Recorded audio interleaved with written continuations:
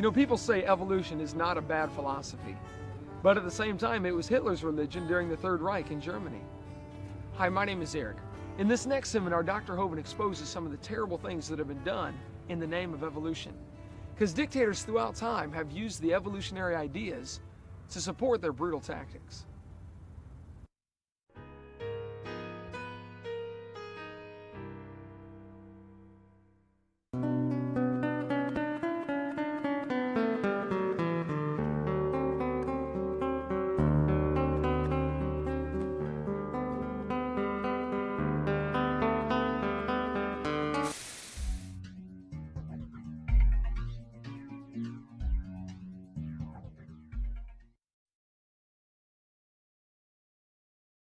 I taught high school science for 15 years, and now for 14 years I've been an evangelist traveling and doing seminars on creation, evolution, and dinosaurs. And tonight we're going to share with you some of the dangers of this evolution theory. I don't leave my gorgeous wife and travel every week of the year because I like being gone. Folks, evolution is not just a dumb idea, it's a very dangerous philosophy. I've only got 3 things I want to cover, but it's probably going to take several nights to do that. First of all, I want to tell you what on earth is happening. And secondly, why is the evolution theory dangerous, and what do you do about it? Pretty simple. Okay, what is happening? Tonight, as I speak, our president is announcing we're about to go blow up Iraq, I believe, right? The world seems to be coming unglued at the seams. There are wars and rumors of wars every place we look. Why on earth would Joseph Stalin order the execution of 14,700 Polish prisoner of war officers? I thought there was a Geneva Convention. Why do you order the execution of prisoners of war? Why did Hitler order the execution of nearly 6 million Jews, plus others? Why did Pol Pot, the leader in the Cambodian Khmer Rouge, order the execution of 1/3 to 1/2 of his entire population, his own people? He killed them. Why? Why would somebody do that? Why would the Australian Aborigines be rounded up like cows and shot so their heads could be put in museums years ago? Why would somebody do that? Why did Kip Kinkle murder his parents, 2 other classmates, and shoot 26 other ones? Why would a student do that? Kip said, if there was a God, he wouldn't let me feel the way I do. There is no God, only hate. On May 21st, 1998, 15-year-old Kip Kinkle, a student at Thurston High School, that's in Oregon, near Eugene, allegedly entered the school cafeteria and fired more than 50 rounds from a semi-automatic rifle. 26 students were injured, 2 killed. Later, the bodies of his parents were found in his home. He was then arrested and taken to a police headquarters where he attempted to murder a detective during his questioning. Kip said, if there was a God, he wouldn't let me feel the way I do. There's no God, only hate. Why have we had nearly a 1,000% increase in violent crimes since I was a boy? I remember the days when you did not have to lock your house. We'd go off on vacation for 2 weeks. I never had a key to my house growing up. Never did have a key. I don't know if it even had one. You didn't need one in those days. Why would there be such a horrendous increase in unwed birth rates? And so much of our moral structure is just simply unraveling. What on earth is happening? Eric Harrison, Dylan Klebold, made a videotape prior to the Columbine shootings. On that tape, they said, talking about one of the football players, he doesn't deserve the jaw evolution gave him. Look for his jaw, it won't be on his body. These 2 boys were very strong believers in evolution. They did the shooting on Hitler's birthday on purpose. They shot Isaiah Shoals just simply because he was black. They shot Cassie just because she believed in God. Same thing with Rachel. What happened? Why would somebody do this? What's going on in our thinking? Well, the newspaper article in Columbine High School said, the clothes may give a clue to the thinking of these teenagers. The autopsy said one of the boys' shirts said natural selection on the front. Interesting. Textbooks used in Escambia County, Florida, this textbook, says evolution and natural selection go together. This textbook says natural selection causes evolution. Well, just what is this natural selection? Oh, you see, Adolf Hitler thought he would speed up the process by eliminating the inferiors. Hitler honestly thought he was doing the world a favor. So did Joseph Stalin. So did Pol Pot. Why do people do these things? So what is wrong with our thinking?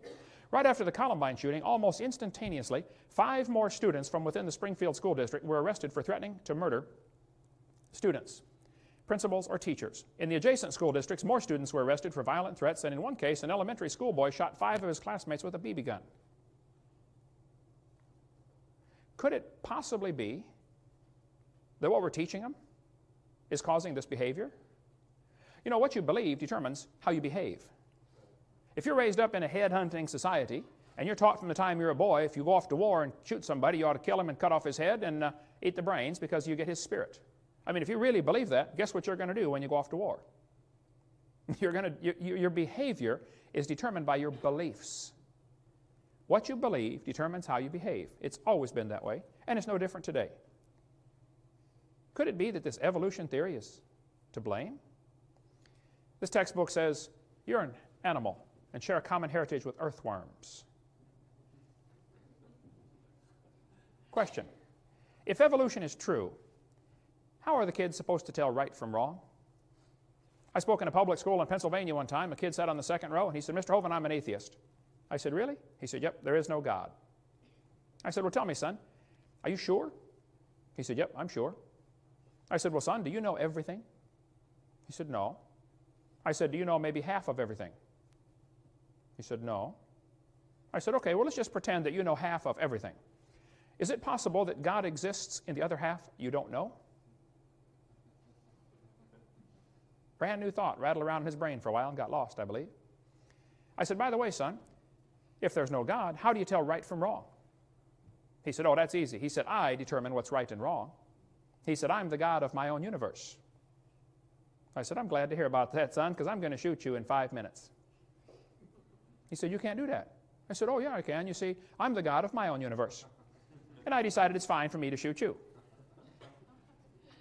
Question: exactly how do we tell right from wrong? In the first couple of seminar tapes, we talked about a variety of topics like the Big Bang Theory, how it's a big dud. We talked about the Garden of Eden, and we talked about why the earth cannot be billions of years old, and why did the people live to be 900 years old before the big flood came. We talked about dinosaurs, and students are being lied to about dinosaurs. They did not live millions of years ago. And on tape number 4, we talk about a whole bunch of lies in the textbooks. Now here we're going to talk about what's happened in the last 150 years since evolution became a popular theory. What on earth is happening? And what you can do about it. We'll get to that eventually. We're going to review some of what we covered on tape number 4, some of the lies in the textbooks, and then go on into how it carries into some practical steps we can take. What do you do about it? We covered in the last sessions how that James Hutton wrote a book in 1795, and he said the earth is millions of years old. Now during the late 1700s, most folks believed the Bible, and most folks thought the earth was about 6,000 years old, because if you add up the dates in the Bible, you're going to get about 6,000, 4,000 BC, not millions. So James Hutton came along and caused people to doubt the earth was 6,000 years old. Then his book had a very strong influence on a lawyer from Scotland named Charles Lyell. Charles Lyell wrote a book in 1830, and in his book he developed what we call today the geologic column. Cenozoic, Mesozoic, Paleozoic, and maybe you saw the movie Jurassic Park, named after the Jurassic layer. This whole thing was made up by Charles Lyell in 1830. And the geologic column does not exist any place in the world except in the textbooks. It's pure imagination. It doesn't exist. But all of evolution theory is based on that dumb geologic column, made up in 1830. This fellow said, "I myself have little doubt that in England it was the long-age uniformitarian geology and the theory of evolution that changed us from a Christian to a pagan nation." He's right about that. And England is a pagan nation. And folks, I don't know if America ever was a Christian country or not, but it's not now. We are a pagan nation also. What has happened? Charles Lyell's book had a very strong influence on a young preacher named Charles Darwin. Darwin graduated from Bible college to be a preacher. In 1859, after 22 years of writing, Darwin finally published his book, The Origin of Species. We'll get into more of that later, the real title to the book. Darwin's philosophy was strongly influenced by people like Charles Lyell, people like Thomas Malthus. Malthus had written a book that said, there are more babies born than can possibly survive, so it's best if the weakest die off. That greatly influenced people like Charles Dickens when he wrote the Christmas Carol. Remember the scene in there where Scrooge said, well, if he's going to die, let him die, then, and decrease the surplus population. Remember that line in there? I don't think you can understand the Christmas Carol, the history behind that, until you understand how evolution ties in. James Hutton's book made people doubt the earth was 6,000 years old. Along came Charlie Lyell, and people began to doubt the flood. Because instead of the flood making all those layers, they said, oh, maybe each layer is a different age. And then along came Charlie Darwin, and people began to doubt the Creator. And so by the mid-1800s, the Western world, at least, was left in a bad situation. They said, well, if there's no God, who's in charge? Well, it must be us. This led directly to the rise of humanism. Humanism is the teaching that there is no God, so we must be God. We make the rules. We decide what's right and wrong. For the next 50 years, after Darwin's book came out, many isms arose in the world: Marxism, Nazism, communism. These things, communism would have been just a footnote in a history book if it hadn't been for evolution coming along at the right time. We never would have heard of communism, most of us wouldn't, if it hadn't been for Charles Darwin coming along and giving justification to that dumb idea of communism. Hoyle said, I'm haunted by a conviction that the nihilistic philosophy, which so-called educated opinion chose to adopt following the publication of The Origin of Species, committed mankind to a course of automatic self-destruction. A doomsday was then set ticking. I agree, Fred. Once you start believing there's no God and we're in charge, then we're in trouble. There was a Russian atheist astronomer came to America one time, and he spoke at one of the universities, and he said, now folks, either there is a God or there isn't. I thought, boy, this guy's brilliant. But then he said, both possibilities are frightening. I thought, wow, that is brilliant. You see, if there is a God, we better find out who he is and find out what he wants and do what he says. Amen. If there is no God, we're in trouble, because we're hurtling through space at 66,000 miles an hour and nobody's in charge. Pretty scary thought. Charles Darwin said, often a cold shudder has run through me as I have asked myself whether I may have devoted myself to a fantasy. Well, Charlie, you did devote yourself to a fantasy. If you believe you came from a rock 4.6 billion years ago, you need help. You were designed for a purpose. Now, what is it? There are 4 great questions that every single religion in the world tries to answer. Even atheism, which is a religion, you have to believe there is no God. There's no way to know that. The 4 great questions every religion tries to answer. Who am I? Where did I come from? Why am I here? And where am I going when I die? The way you answer these questions depends upon how you view the world. There are basically only 2 ways to look at this world. One view says, you know, there's incredible design. There must be a designer. That's the creationist worldview. Other people look at the world and say, you know, nobody made it. It just made itself. They don't believe God created the heaven and the earth. They think a big bang made this world from nothing. That's called the humanist worldview. It just made itself. The first plank in the Humanist Manifesto in 1933 was the universe is self-created, self-existing, and not created. That's the first thing they have to agree to be a humanist. There's now been Humanist Manifesto 2 in 1973 and Humanist Manifesto 3 in the year 2000. They have to declare what they believe. Humanism is a religion. You have to believe there is no God. So why is this theory dangerous? Evolution, I am convinced after studying this now for 30-some years, evolution is absolutely the foundation for communism, Marxism, Nazism, socialism, racism. We'll get into some more of that in a minute.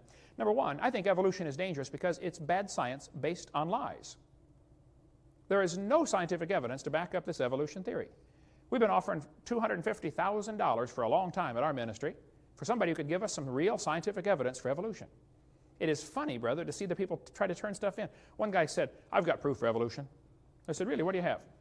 He said, well, I'm working in the laboratory right now, and we have developed soybean plants that are resistant to frost. I said, man, that's good. That'll really be handy. I said, what did you start with? He said, well, soybean plants. I said, oh, what do you have now? He said, I've got a whole new species.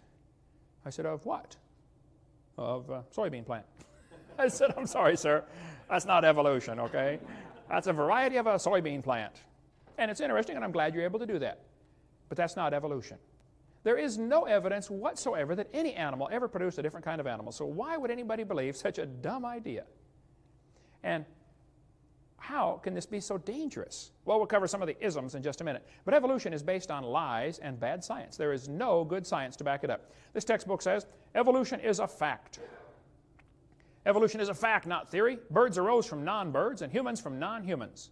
No person who pretends to any understanding of the natural world can deny these facts any more than she or he can deny that the earth is round, rotates on its axis, and revolves around the sun. Sounds like he's open-minded for a discussion, doesn't it? This is not a fact, folks. Evolution is a mantra. They say this over and over and over, hoping it will become true.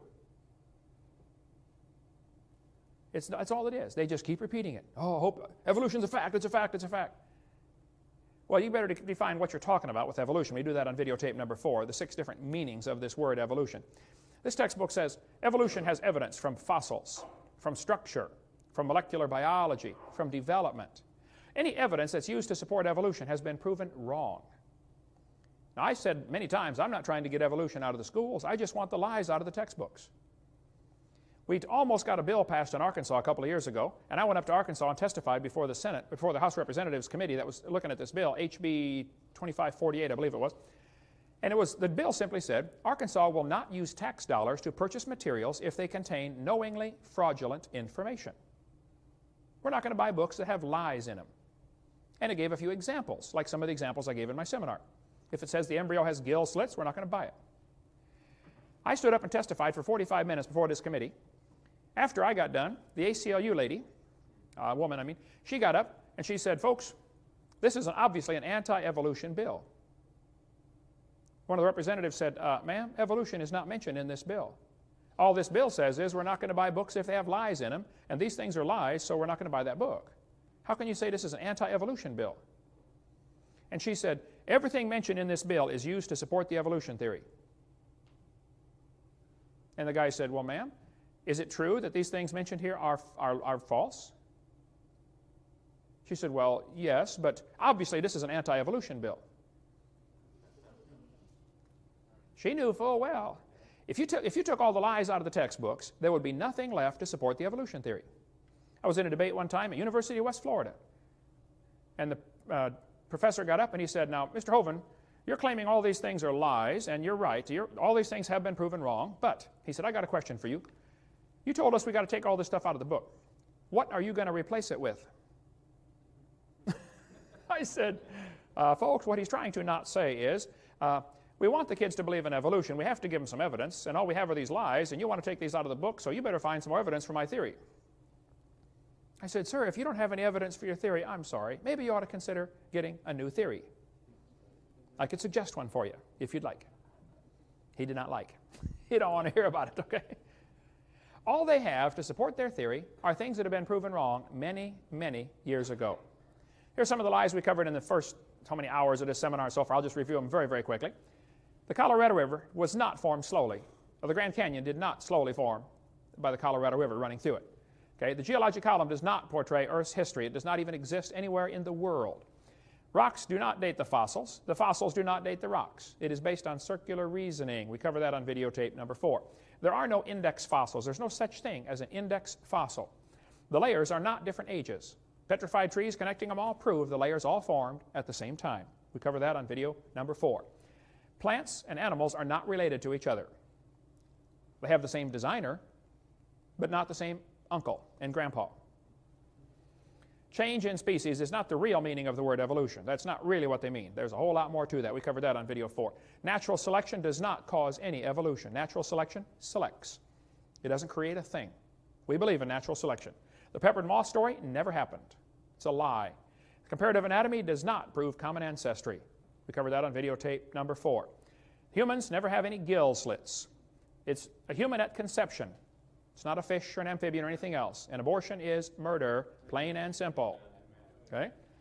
The appendix is not vestigial. You do need your appendix. The whale does not have a vestigial pelvis. That is a lie. The human tailbone is not vestigial. If you think it is, I'll pay to have yours removed. Dinosaurs did not live millions of years ago. Man did not evolve from animals or cavemen. The Big Bang is a big dud. It didn't happen. The horse series in your textbooks is a lie, proven wrong 50 years ago. Life cannot evolve from non-living matter like the textbook says. The law does not ban teaching creation science like some people want you to think. It's perfectly fine to teach creation science in the public schools. We'll get into more of that later. Smaller is not simpler. A little paramecium is more complex than a space shuttle. Smaller is not simpler. Smaller is more complex. But birds did not come from dinosaurs. Talk about a dumb idea. The eye did not arise by slow changes over billions of years. The first bird did not hatch from a reptile egg, like Goldschmidt said. The trees of life in the textbooks are pure imagination. They didn't happen, folks. They drew it on paper, and that's as far as it goes. It didn't happen in reality. DNA does not prove evolution, it proves creation. It proves a designer. Fossils do not provide any evidence for evolution. Fossils don't count at all. You find a bone in the dirt, you can't prove that bone had any kids, let alone kids that lived, and certainly not kids that were different than the grandparents. Fossils simply are a dead-end street. They don't count for evolution. The Earth is not billions of years old, and the Earth was never a hot molten mass. The Pangea theory that's taught in your books never existed. They say, all the continents used to fit together. I get that all the time. Oh, do you think all the continents used to fit together? Used to touch each other?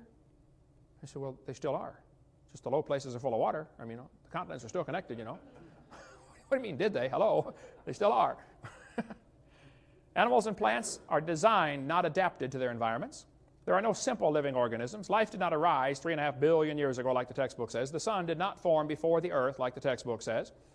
Scientists have not made life in the laboratory. Snakes do not have vestigial legs. The earth never had an oxygen-free atmosphere like the textbook says.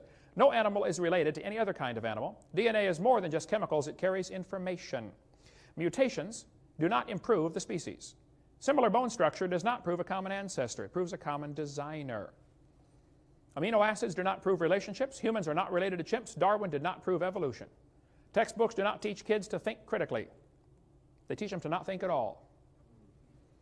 Arranging animals on paper does not prove a thing. Archaeopteryx is not part reptile. It's 100% bird. Feathers did not evolve from scales. It's not just the religious fundamentalists who disbelieve in evolution. Most folks disbelieve in evolution. Evolution is not a light which illuminates all facts. There is no evidence for the magnetic reversals at the ocean floor. The Constitution does not discuss separation of church and state. Does not discuss that. The Supreme Court did not ban creation. Let's give a little bit of the history of what really happened. In the 1800s, almost all the textbooks were thoroughly packed with information about creation, Christianity, godly teaching. Kids memorized Bible verses. I remember in public school in Illinois growing up, we memorized Bible verses and said prayer every morning. Didn't hurt the kids a bit. Helped them quite a bit. Back then, kids got in trouble for throwing spit wads. Today, it's for bringing guns and shooting people. It's a different world, and some of you older folks know what I'm talking about. It has changed radically. In 1925, Tennessee passed a law that said you cannot teach creation, you cannot teach evolution. It actually banned the teaching of evolution in the public schools. It's called the Butler Act. The ACLU, which is the American Communist Lawyers Union, decided they wanted to test this law. So they ran an ad in the paper, said, we're looking for a teacher willing to claim that he taught evolution so we can have a trial to try to get this law overthrown. A guy named John T. Scopes volunteered. He said, I don't know if I taught evolution or not, but I did sub for a biology class one day, and I think all we had was a study hall, but if you want me to go testify that I taught evolution, I'll do it. So John Scopes went on the trial, lasted 10 days in the hot July, Tennessee summer. After 10 days, John Scopes was found guilty of breaking the law. The law said, you can't teach evolution. He claimed he did, so he's found guilty. He admitted he did. He was fined $100. Case was over. Later, the fine was overturned on a technicality, but the judgment was not overturned. The evolutionists lost the Scopes monkey trial. If you want to read the entire story about what really happened, you can see it right here in this book, The Scopes Monkey Trial, the world's most famous court trial. And by the way, if there's a movie circulating around your school called Inherit the Wind, you better be real careful about that. That's a dangerous movie. That does everything they can. It twists everything about the trial to make the Christians look dumb. You want to read word for word every word that was spoken there? Here it is right here, the court transcript verbatim. You can get it from Bryan College in Dayton, Tennessee. The Dayton courthouse is still there with a big museum where you can go out through and see where it actually happened. If you go north of Chattanooga about, 70 or 80 miles, you can get to Dayton, Tennessee. Been through there a bunch of times. There's a good a good book expose about the Inherit the Wind movie that circulates around. And just about every year, this is shown in public schools here in Pensacola, where they try to teach the kids the Christians were dumb and they lost the trial. They changed all sorts of things about that. And you ought to be up in arms over that being shown to your kids. You can sign a statement saying, I don't want my child shown the movie Inherit the Wind. Have it notarized and take it into the school. They won't show your kid. You say it's against my religious convictions to lie to my kids, and that movie's a lie. Okay? But I guarantee it'll be shown this year and next year and the next year. I saw it about 4 times growing up before I realized what a lie it was. You want to get the material from Bryan College, there's their phone number, or from George Serrell, who has an excellent article about the Inherit the Wind, what really happened in the book, The the real trial compared to the Inherit the Wind movie, which is just baloney. Or you might want to get the book Ride to Glory. You can get it through our ministry. I don't read novels much, but this one is incredible. This guy said, what if the Scopes trial was redone this now, in the 21st century, at a modern university? Whew. Brother, I couldn't put it down. I mean, I read a lot of books, but this one, I never should have started it, man. I couldn't. I didn't sleep for 4 days trying to finish that. It wasn't quite that bad, but in 1968, the last law banning evolution was overturned. Now keep in mind, there were many laws against teaching evolution until 1968. There's never been a law against teaching creation. The laws banned evolution. In 1980, the state of Arkansas passed a law and said, we want balanced treatment. If the teacher teaches evolution, they must also teach creation. Give it balanced treatment. The court in Arkansas, 8th Circuit Court, I believe, struck that down and said, no, this law is unconstitutional. They didn't say you couldn't teach creation. They just said you can't demand equal time. And the atheists started going around saying, see, you can't teach creation. That's not what the law said. It's not what the court said. They never said you can't teach creation. They just said you can't require that the teachers teach creation. If we passed a law in Florida that said the teachers are required to breathe, I bet that law would be struck down because, I mean, you probably ought to breathe, but they can't require that you breathe, right? And that's what happened with the Arkansas law. Then Louisiana passed a law requiring teachers to teach creation if they taught evolution. Again, balanced treatment. Supreme Court struck this one. It went all the way to Supreme Court. Supreme Court struck it down. After the 1987 ruling by the Supreme Court, Stephen Jay Gould, who hated creationists and had a set of my tapes on his shelf. I went up and visited his office. His secretary was there. She said, yeah, he's got your tapes right here, Mr. Hovind. I never did get to meet him. He died a few years ago. He knows better now. He's no longer an evolutionist. But Stephen Gould said after the verdict, he said, no statute exists in any state to bar instruction in creation science. It could be taught before and it can be taught now. They never said you can't teach creation. The court said you can't require it. That's all. And don't let anybody tell you different. That's what the law, that's the way it stands right now. Michael Zimmerman said, and he's an evolutionist, he said the Supreme Court ruling did not in any way outlaw the teaching of creation science in public schools. Quite simply, it ruled that in the form taken by the Louisiana law, it's unconstitutional to demand equal time for this subject. Creation science can still be brought into science classrooms if and when teachers and administrators feel it is appropriate. Numerous surveys have shown that teachers and administrators favor just this route. And in fact, creation science is being taught in science courses throughout the country. Eugenia Scott is the president of the National Center for Science Education. Boy, what a lousy name. They're not in favor of science. They're in favor of defending evolution is all.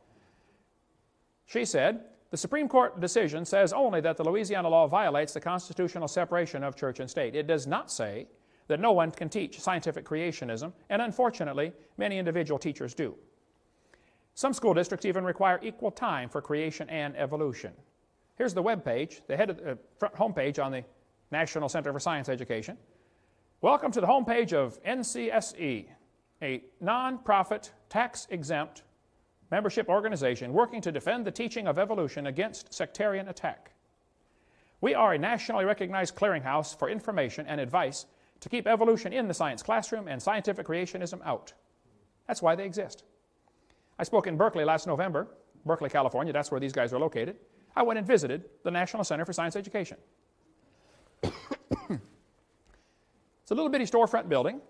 They had, I think, 4 or 5 employees, all crammed in this little building. I thought, this is the National Center for Science Education. Oh, yeah, property's expensive in Berkeley, I understand, good place for them. I went in there. They didn't know who I was. I didn't tell them my name. I went in there, hey, what kind of information do you guys hear? I used to be a science teacher. And they began giving me pamphlets and articles and stuff, Finally, one of the guys said, your voice sounds familiar. What's your name? I said, Kent Hovind. He said, I thought so. They taped a piece of paper on the floor. It says, Kent Hovind stood here. And I understand they won't walk on it. They walk around it. One of the guys came to all 10 hours that I lectured at Berkeley and asked me question after question after question. Look, these folks are not the enemy. Now, they do work for him, but they're not the enemy, okay? Satan is the enemy. They're just blinded, that's all. They're willingly ignorant, like the Bible says. But even the National Center for Science Education knows it's okay to teach creation if you want. William Provine said, teachers and school boards in public schools are already free under the Constitution of the United States to teach about supernatural origins if they wish in their science classes. Laws can be passed in most countries of the world requiring discussion of supernatural origins in science classes and still satisfy national legal requirements. And I have a suggestion for evolutionists. Include discussions of supernatural origins in your classes and promote discussion of them in public and other schools. Come off your high horse about having only evolution taught in science classes. The exclusionism you promote is painfully self-serving and smacks of elitism. Why are you afraid of confronting the supernatural creationism believed by the majority of persons in the U.S. and perhaps the worldwide? Good question. Why are they so afraid of this topic? I speak in public schools all the time. I'm telling you, some schools, though I can't get into, they are just absolutely afraid of having a creationist come in. There's no reason to fear. The fact is, most folks don't believe in evolution anyway. The fact is, there's no law saying you can't teach creation. Just go ahead. You don't know. It is against the law for the public school teacher to use tax dollars to try to convert the kids to be a Buddhist or Catholic or Baptist or something else. That is against the law. But it's not against the law to discuss creation. Provine said, shouldn't students be encouraged to express their beliefs about origins in a class discussing origins? If you're discussing origins, then let's discuss origins. But see, in the mind of the evolutionist, your answer must be naturalistic.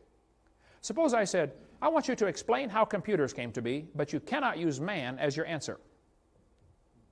I want a naturalistic explanation of how computers came to be. Well, you're dead in the water right up front because of the definitions I gave. And the evolutionist says we have to explain how the world got here, but we can't use supernatural as an explanation. Well, duh.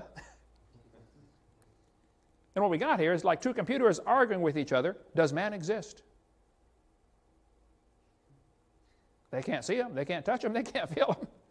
But he does exist. See, it's obvious the Creator would be outside of the creation. He's above and beyond. He's not affected by what He created. God created time, space, and matter. He's outside of time, space, and matter. God's not affected by time. This is not 2003 in heaven. There's no time. And after we get to heaven, one of the first things you're going to do is flip your watch off and fling it over the side. You won't need that. There's no time there. We sing all these songs, you know, when we've been there 10,000 years. That's baloney. It's a good song, I like it, but we're not going to be there 10,000 years. We're just going to be there. Now, my brain can't handle that thought, but, you know, I can think about thinking about it. This public school teacher said, I'm a public school teacher, Mr. Hovind. I went to a conference today, and we were all given a new science textbook to use in the conference. It's called Sciences by Triffel and Hazen and John Wiley and Sons. On page 611, it said this: to what extent do you think that parents should have the right to decide which scientific theories and ideas are presented in schools? To what extent do you think parents ought to have the right to demand that opposing religious views be taught as well? Should the views of creationism, which are primarily based on one particular type of Christianity, be given special consideration? It's getting more difficult to say the truth all the time. The teachers now are being trained in sessions to how to handle creationists. I know this. They work very hard to make you feel like you are the only one complaining.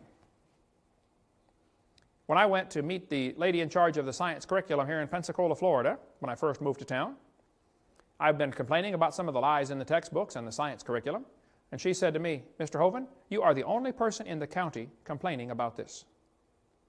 I thought, there's what, 128 Baptist churches in this town, plus all the other flavors? I mean, what's everybody doing? Aren't we supposed to be the salt of the earth? Man, salt irritates. Go irritate somebody.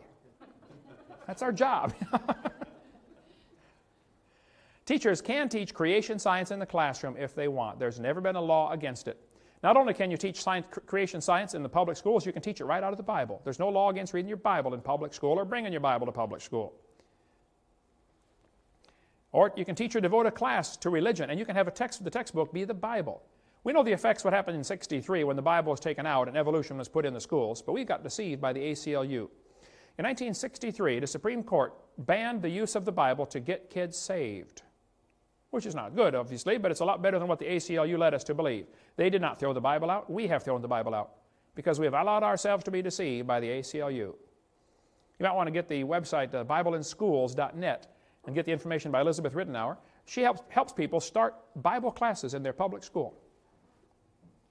Preacher, I'd like to go every day and teach a Bible class to the public school kids at Tate or at Scambia High. Wouldn't it be awesome? You can do it. She knows how to cut through all the red tape and get it done. ACLU. Well, we can talk a long time about that. Call BibleInSchools.net, get a hold of Elizabeth, or get the book from us, Teaching Creation Science in Public Schools. And it's certainly fine to do that, and many schools do. States can require teachers to discuss evolution. They can do that. They set the state standards. The state school board or the legislature will rule and say, this is what we want the kids to know by 3rd grade or by 5th grade or by 7th grade. They have state standards. And they sometimes include evolution. The kid must know about evolution by 8th grade. Now the problem is the atheists are really good at packing that committee. That way you only have to have 5 or 6 atheists in the whole state and you can control what all the kids are learning. And then the Christians wait till the books are chosen to meet the standards and get in the classroom, and then we complain about the books in the classroom. You're about 3 years too late. State standards are going to be selected for Florida textbooks in the next 2 months. This is the time. It'll affect the books that they buy in '94, September '94. Now is the time to do something. The states cannot require them to discuss creation. It's already been tried many times. And I've seen so many people waste enormous time and money on an effort trying to force creation into the schools. I'm telling you, you're wasting your time. It's not going to happen.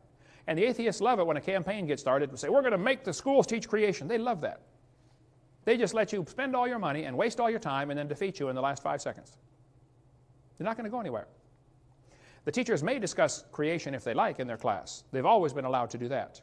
You might want to get a hold of the website textbookreviews.org. Mel Gabler. They've for 40-some years have been doing research on public school textbooks and what's being taught. Mel said, the courts allow states to require discussing scientific weaknesses in evolution theory, but not requiring discussing evidence for creation. You can't make the teacher talk about creation, but you can require them to talk about the weaknesses in the evolution theory. That's a start. In the landmark decision back in 1963, the court held, it certainly may be said that the Bible is worthy of study for its literary and historic qualities. Nothing we have said here indicates that such study of the Bible or religion, when presented objectively as part of a secular program of education, may be effected consistently with the First Amendment. Supreme Court said, the Bible may constitutionally be used in an appropriate study of history, civilization, ethics, comparative religion, or the like. Eighth Circuit Court ruled and said, permitting public school observances which include religious elements promotes the secular cause of advancing the students' knowledge and appreciation of the role our religious heritage played in the social, cultural, and historical development of civilization. Teachers already possess the flexibility to present a variety of scientific theories about the origins of mankind and are free to teach any and all facets of this subject, 1987 Supreme Court. The court further ruled, teaching a variety of scientific theories about the origins of mankind to school children might be done with a clear secular intent of enhancing the effectiveness of science instruction. California State School Board said, discussions of any scientific fact, hypothesis, or theory related to the origins of the universe, the earth, and of life, the how, are appropriate to the science curriculum. They're telling their teachers, if you want to talk about creation, do it. Can't be more clear than that. If you want to keep up on the latest of what's happening in education, you might want to watch the video Crisis in the Classroom from Eagle Forum, Phyllis Schlafly's organization. Now, I would disagree with Phyllis on several philosophical things, but I think she's got done a great job with this video here on what's happening. So what do people say? What about the separation of church and state? Doesn't the Constitution say that? There's no such phrase mentioned in the Constitution. That phrase is found mentioned in a letter that Thomas Jefferson wrote to the Baptist Association in Danbury, Connecticut. The Constitution does not talk about separation of church and state. That's a lie. Jefferson said, the First Amendment has erected a wall of separation between church and state. That's from his letter, not from the Constitution. By the way, this wall is a one-dimensional wall. It keeps the government from running the church, but makes sure the church Christian principles will always stay in government. Go see David Barton's excellent website, wallbuilders.com. If you want to get more on how all the Founding Fathers believed the church had to influence government or government would go corrupt. It's happened. What's happened over the years, several different people have taken upon themselves to survey the textbooks and see how much evolution is in this book. These guys did a survey of all the biology books used in 1991, and they found out the one used by Merrill, called Biology and Everyday Experience, only had 2.9% of the text devoted to evolution. It really wasn't talked about much. However, HBJ had 15.6%. They really crammed evolution down the throat of those kids. I've seen books today that have nearly 30%. Well, if I was on the committee to select textbooks this year, I would pick the least poisonous book I could find. And then I would write to the publishers of the other ones and say, hey folks, we did not pick your book this year because, and spell out your reasons. And then I would write to the one I did pick and say, hey fellas, we did pick your book this year because you got the least amount of evolution. However, we would like that out also. And we want to warn you, if we find another one next time that has less, we're going to buy them. You see, folks, there's only one language these textbook publishers speak. The only language they speak is money. Now, if you were the CEO at HBJ, Harcourt Brace Jovanovich, and you got letters from all over the country from people saying, hey, we did not buy your book this year because guess what you're going to do next year? Only language they speak, brother. If you want to get an excellent book on some of the lies in the textbooks to see what you ought to be watching for, get this one here by Jonathan Wells, excellent book on icons of evolution. Or you may want to get the book by the Gablers. They've spent 40 years discussing lies in the textbooks and what you can do about it. Excellent ministry in Longview, Texas. Go to textbookreviews.org or to crsc.org. They've got a newer review of the more modern textbooks. Mel wrote me a letter, said, Dr. Hovind, thank you for using our book. What are they teaching our children? You'll be interested to know that in the 39 years of work, we've never seen publishers so sensitive or schools so receptive to our textbook reviews and ranking. We're pleased to recommend Harcourt Scott Forsman Elementary Science. They are much less dogmatic on evolution than the others we reviewed. Mel says the publishers are scared to death of their letters of recommendation because they know the sales of those that aren't recommended plummet in the States. But here's what happens. They only work in Texas. Texas is one of the largest publishers of largest buyers of textbooks in the nation. So the publishers will publish all these books, spend millions of dollars publishing these books. They try to sell them. If Texas doesn't buy them, you think they're going to burn them? No, they're going to go peddle them off in some other state that's not looking. The Gablers have a crew of folks. They'll help find errors in the textbooks. Like a book might say, George Washington was Abraham Lincoln's vice president or something like that, Dumb stuff. And they're not about to throw that book away. I mean, they spent a lot of money printing that thing. Nice, beautiful paper, colored pictures. They're going to find some state that's not looking. So if you're in some state other than Texas, you better really be on the lookout. Get a hold of the Gablers, and they'll tell you which ones to watch for. And they work on a donation basis, and don't be a tightwad with them. Send them $50 and say, here, send me your letters of recommendation. Adolf Hitler said, let me control the textbooks, I'll control the state. What's in these books anyway? And what can I do to fix this problem? Well, this chart shows how the atheists have rated the different states in America and how well they teach evolution. They think here in Florida, we're doing a lousy job of teaching evolution. Yay. They think the folks in Minnesota, where I was yesterday morning, are doing a wonderful job teaching evolution. You ought to be ashamed of yourself in Minnesota. Get that junk out of your textbooks, okay? You can get creation materials and put them in your library.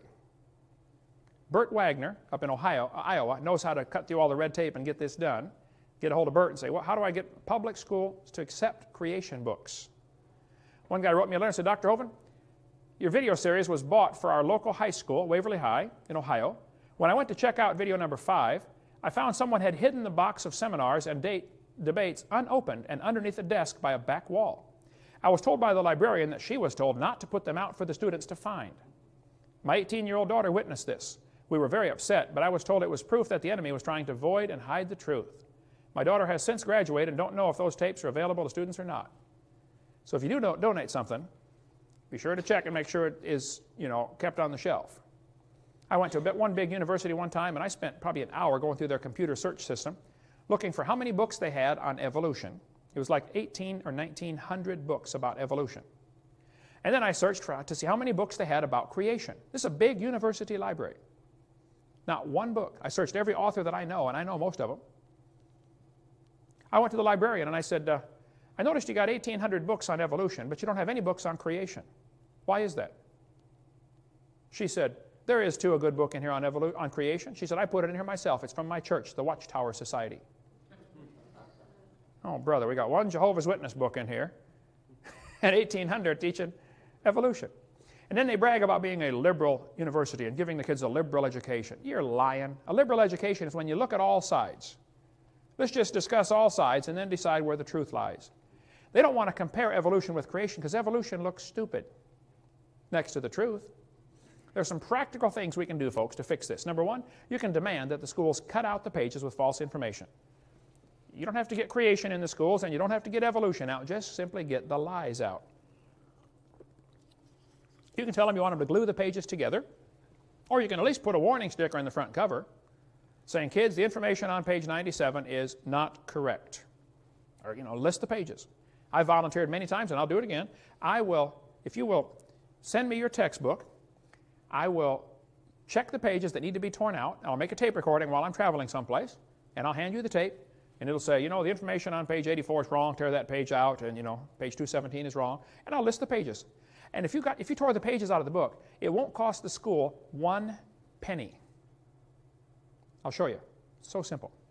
Because the first objection they're going to say is, oh, this would cost the schools a lot of money. It won't cost them a penny. How many of you would volunteer to tear the pages out of the books and bring your own scissors? Let me see. There you go. So when you go to your school board, hand them a list of 500 names and say, these people are willing. When would you like it done? Won't cost a thing. Look, the book is not sacred. It's made out of paper, If you bought it, the county bought it, it belongs to the school. If you want to tear a page out, that's perfectly fine.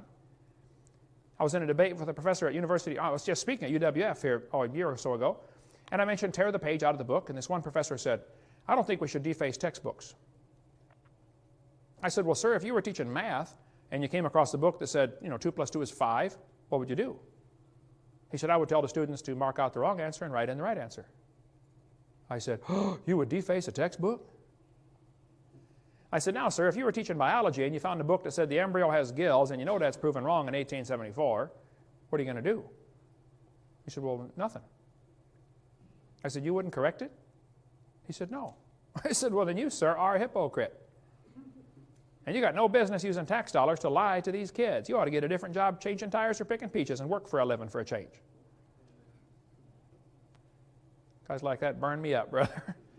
Like a leech, sucking on somebody else's blood that they built, Number 4, you can give the kids my little brainwashed book.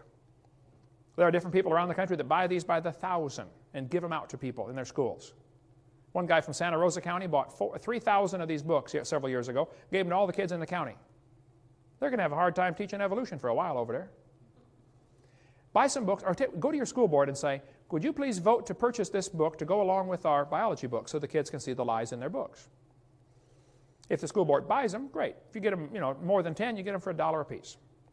If the school board says, no, we don't want those books in school, then you run a full-page ad in your paper, stop by the following address and pick up the book the school board banned.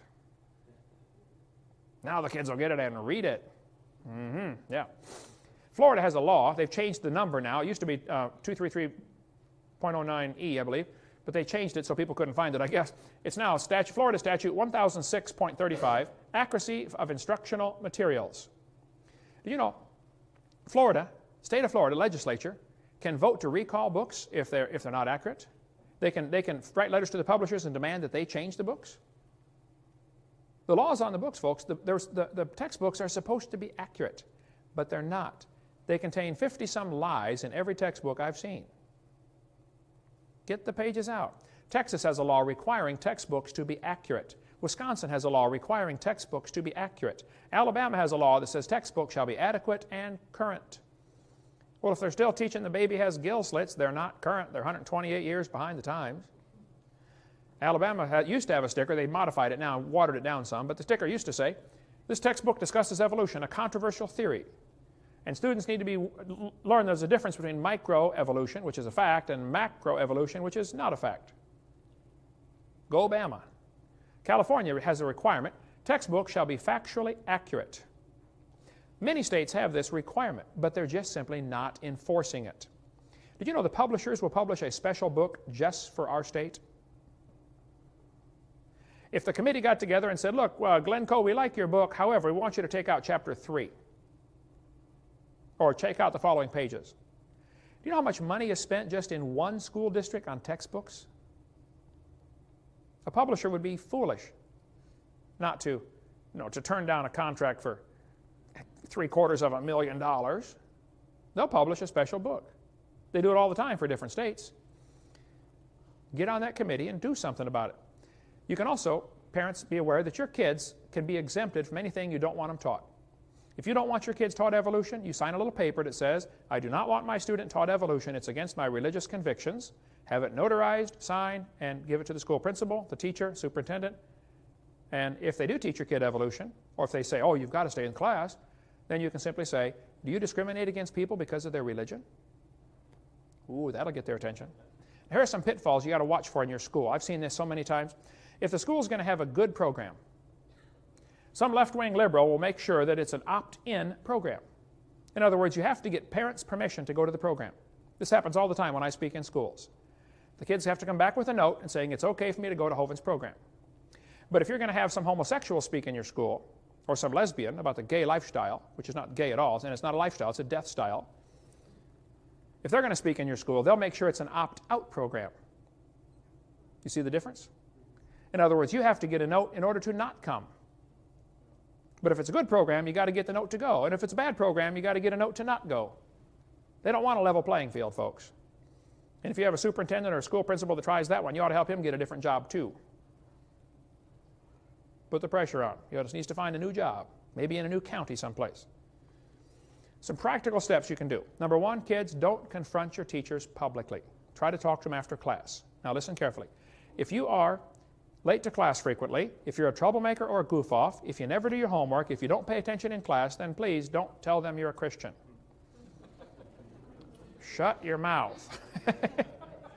First, be a good student. Now, if a question comes up on the test that says, how old is the earth? And you know the answer they want, you can simply write on the test, the textbook says 4.6 billion. However, this is not correct. Now they know you learned the book, you did your homework, but you don't believe it, you didn't swallow it. That's perfectly fine. Number two, you can ask to be exempt. Now parents have to do this, the kids can't do it. I am not positive of that statement, but I believe it has to be done by the parents. You have to say, I want my child exempt from anything that's against our religion. Sign a note, give it to the school. Look, if 40 or 50 or 60% of the class was standing out in the hallway, it wouldn't take the teacher long to figure out, we ought to just skip that chapter. I had one guy call me up one day, he said, Brother Hovind, my second grade daughter has watched your videotapes probably 50 times. She can quote them. I don't know why kids watch the same tape over and over and over and over. He said, my second grade daughter's teacher just called me. And she said, sir, every time I talk about something in the class having to do with evolution, your daughter stops me and says, teacher, no, that's not right. And the teacher said, I just want you to know, I'm going to skip evolution for the rest of the time this girl's in my class. My first thought was, yay, this is great.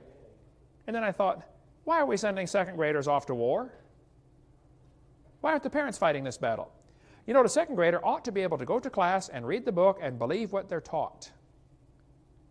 Why are we allowing lies in the textbooks? Why are we allowing liars to teach? Don't lie to the kids. You can contact Joe Baker. He helps folks set up meetings on getting kids in their school fired up on to do something in their local school. Joe had me come speak at his high school in Pennsylvania. They had an auditorium, seats about 1,000 people. They had 1,500 people come. The principal was pulling his hair out, nervous as a cat, thinking the fire marshal's going to come, arrest me and throw me in jail, They turned away like 300 people at the door, said, no, you can't get in. And I spoke for over 2 hours at that public high school in Pennsylvania. Joe Baker arranged the whole thing, and he's been on fire for God ever since. Get a hold of him and say, what can I do in my school? If you're a public school student and you want to do something, Joe can help you get going. Some practical steps. You can give your teachers a video to watch at home. You can pray for them. Teaching is a tough job. My brother's in his 34th year. He said, Kent, it's not fun anymore. I can't wait to quit teaching. I'm sick of this. Teaching public school up in Illinois. My mom retired from teaching public school. You can invite your teachers to a creation seminar. You can have them call me with any questions. You can ask my secretary, Martha, sitting right there. I take questions all day long and half the night. I'll be glad to help. You can ask them to have a creation speaker speak in your public school. I've got a list of about 8 pages of names of other people that speak on creation. We'll be glad to get somebody to you as quick as we can. Some of you could run for school board. You could influence the textbook selection committee. You could pass or enforce the laws requiring books to be accurate. The Bible says the fear of man bringeth a snare. And we got a bunch of Christians that are scared to do anything for fear somebody might not like them. Duh, we're supposed to be Christians, They didn't like the disciples very well, or Jesus himself, did they? Our job is to do what's right. Leave the results up to him. Okay. You can try to convert the teachers or the students. You could write letters to the editor. That's what got my whole ministry started, brother. You and I were working together at the factory at M&A. Article came out in the newspaper that said dinosaur bones are found from 80 million years ago. And I wrote my first ever letter to the editor. I'd never written to the editor before. I said, these dinosaur bones were from the flood of Noah, 4,400 years ago. Well, man, you would have thought I shot the sacred cow. For the next 6 or 8 months here in Pensacola, I got called every name you can imagine in the paper. And I wrote letters back and forth, and other people wrote letters. And finally, the university asked me to come do a debate, and a couple churches asked me to come speak, and now it's 14 years later, and I got 30 people on my staff, and get, 20 calls a week, Martha, asking me to come? 55? It's crazy. There's a war going on. Get in. Amen. Find something to do. You could donate some creation books to your public library or public school library. We get calls and letters just about every week from somebody getting saved because they watched a video or read a book that they checked out of their public library. One of our videos. Donate some. You could educate others to use creation as a means of evangelism. Here's what the ACLU will do, though. They will threaten a lawsuit if somebody tries to teach creation. Now, they know they would lose, but it doesn't matter. The fact that it's going to be a lawsuit is going to be costly for the school. So the ACLU, knowing they'll lose, threatens to sue, and sometimes even sues, knowing the school will back down for fear of not having enough money to defend themselves. They're winning by default. They claim teachers can only teach what is in state-approved curriculum. Well, that's a lie. The curriculum really starts when the classroom door closes. Every teacher knows that. And every teacher discusses things in their class that are not in the textbook. Come on, you can't teach otherwise.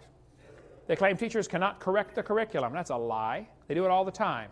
I taught math and science for years. I was always making corrections in the math book. They mislead people into thinking that evolution is a sacred part of science that's never to be questioned. They use peer pressure or ridicule to silence those who oppose lies in the textbooks. Now, if you're going to do something, you be prepared for opposition from the enemy. Satan protects his evolution theory with a vengeance. This is the foundation for all sorts of things. Roger DeHart, science teacher at Burlington Edson High School in Seattle, was told he could not inform students of errors in the textbooks just simply by passing out current science journals. If there's a current science journal that said this is wrong, he couldn't tell his students because in the book it said it was right. Some of these lies have been proven wrong 100 years ago. Kevin Haley, biology teacher at Oregon Community College, lost his job simply for exposing errors in the textbooks. Baylor University, formerly Christian University, fired William Dembski just because he advocated intelligent design. He said there must be a designer. Forrest Mims was a science writer for 20 years. He published in National Geographic, Science Digest, American Journal of Physics, 60 magazines and newspapers. He was denied a job as science writer, or writer for Scientific American, simply because he was a creationist. Rod LeVake in Faribault, Minnesota, was reassigned because he doubted Darwin's theory. They said, we don't want you teaching evolution. We don't want you teaching biology if you doubt Darwin's theory. Dan Clark in Lafayette, Indiana, he quit because he was reprimanded for teaching an evolution alternative. The superintendent, Mr. Ed Eller, told him not to introduce creationism to this class. Well, Mr. Ed Eller, you need to get a different job. Our grass needs mowed once in a while. Come on down, we might put you to work if you're a hard worker, okay? He said, I'm quitting. I'm not going to take this. There's all kinds of articles here. Dean Kenyon was a tenured professor in San Francisco at the university. He'd been teaching for years. He wrote books about evolution, how wonderful evolution was. He was the poster boy of the evolutionist. And then one day he got converted, and they fired him. But he said, hey, I got 20 years. You can't fire me. Oh, okay. They put him in as a lab assistant, you know, washing test tubes. Had to go through a whole big lawsuit just to get his job back, simply because he doubted Darwin's theory. So don't think it's going to be an easy road.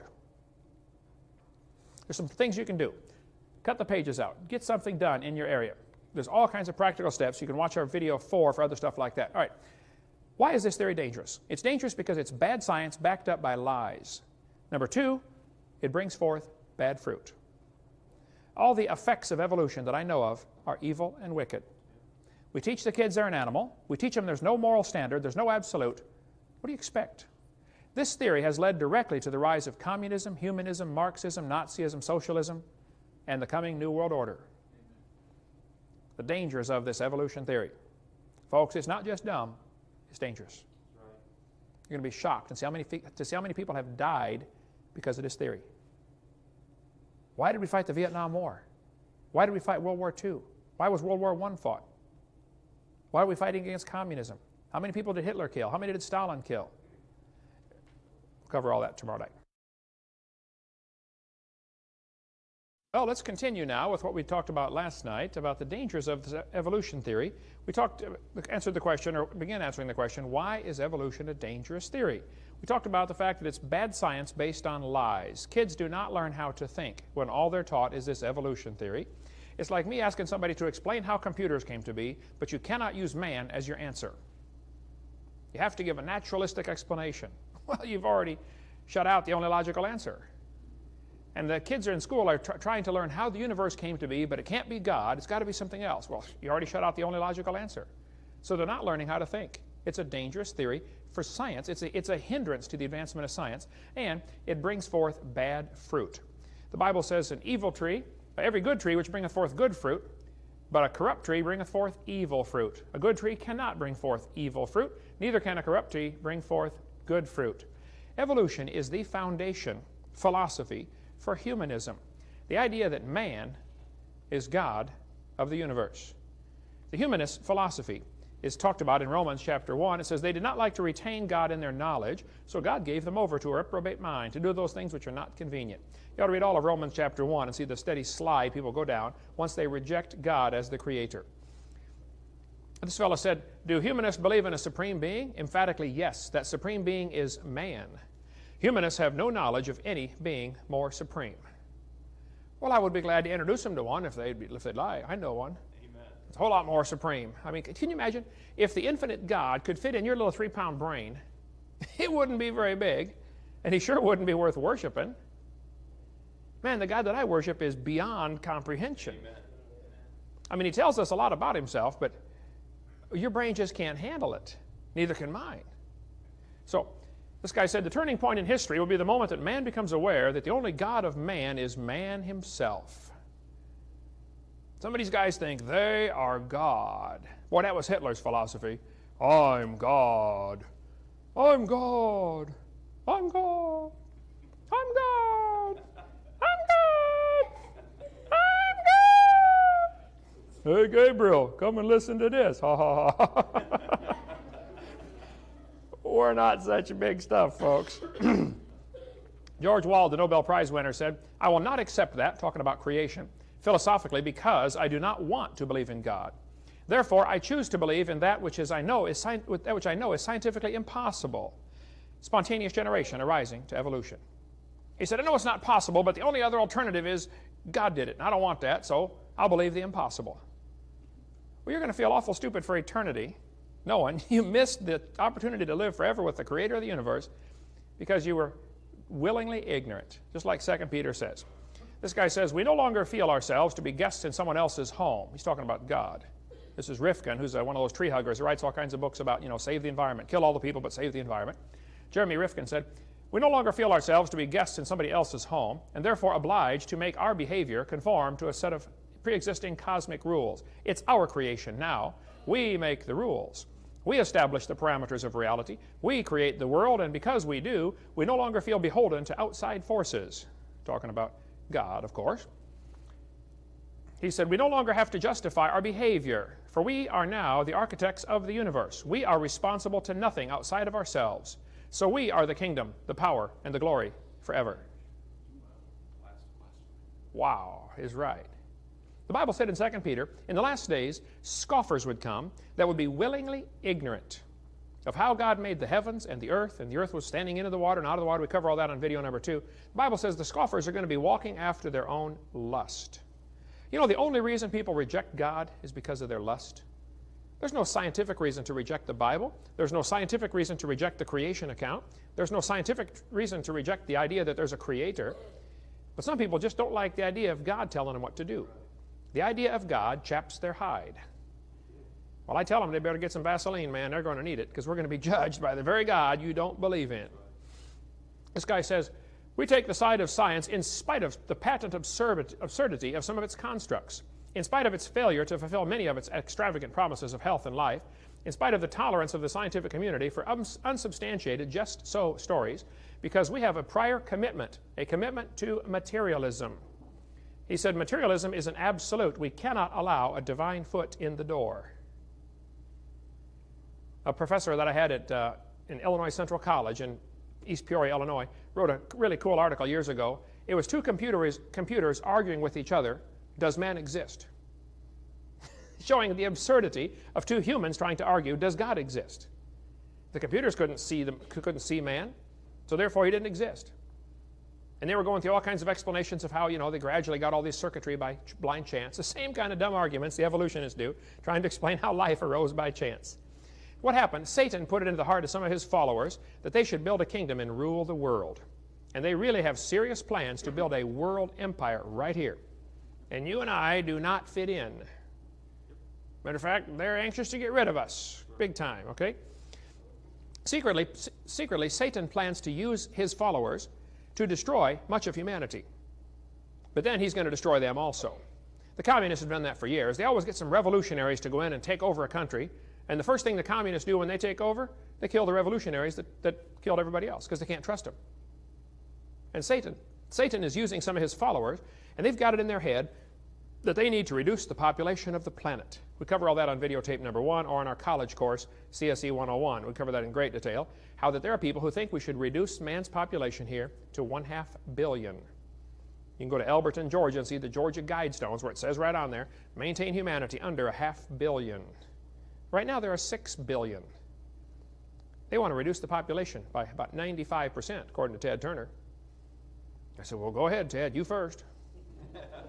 You just get off any time you want. Now, if evolution is true, then who owns the world? Who makes the rules? How do we determine right from wrong? I've asked people all over the place, how do you tell right from wrong if evolution is true? There simply is no possible way to tell right from wrong. It's a real simple question, but they have no answer. You can't tell right from wrong if evolution is true. If man is God, and this is what evolution means, then man makes the rules and the strongest survive. Might makes right. There's no way to tell right from wrong. I had a professor tell me one time, there are no absolutes. I said, are you absolutely sure? Blew his little brain. Now let me think for just a minute. How can I be absolutely? Yeah, of course there are absolutes. Kids today are wandering around in this world with no moral anchor because they don't know right from wrong. They really don't. There simply is no way to tell. Now, folks, there's a war going on, and you're going to have to decide which side you want to get on. You can't be neutral in this one. During the Civil War, this one fellow decided he did not want to get involved. By the way, it was not the Civil War, it's Abe Lincoln's War. Another long story. We cover that on CSE 103, okay, the college class number 103. During the Civil War, though, this guy decided he didn't want to get involved. So he put on a Yankee jacket and rebel pants. Said, both sides will leave me alone now. Well, after the battle, he was found dead, his Yankee jacket full of rebel bullet holes and his rebel pants full of Yankee bullet holes. Folks, there's a war going on. You might as well get on one side or the other. Just give it all you got. Give it to your general, okay? You just say, Lord, here I am, reporting for duty. What would you like me to do? Here's the problem, as I understand it. There's a war going on between Satan and God. We are the battlefield. People are going to get hurt. People are going to get killed. You better just get on one side or the other. The decision is very simple. You just decide which side you want to be on, and then do whatever your general says. If you want to serve the devil, you just go ahead.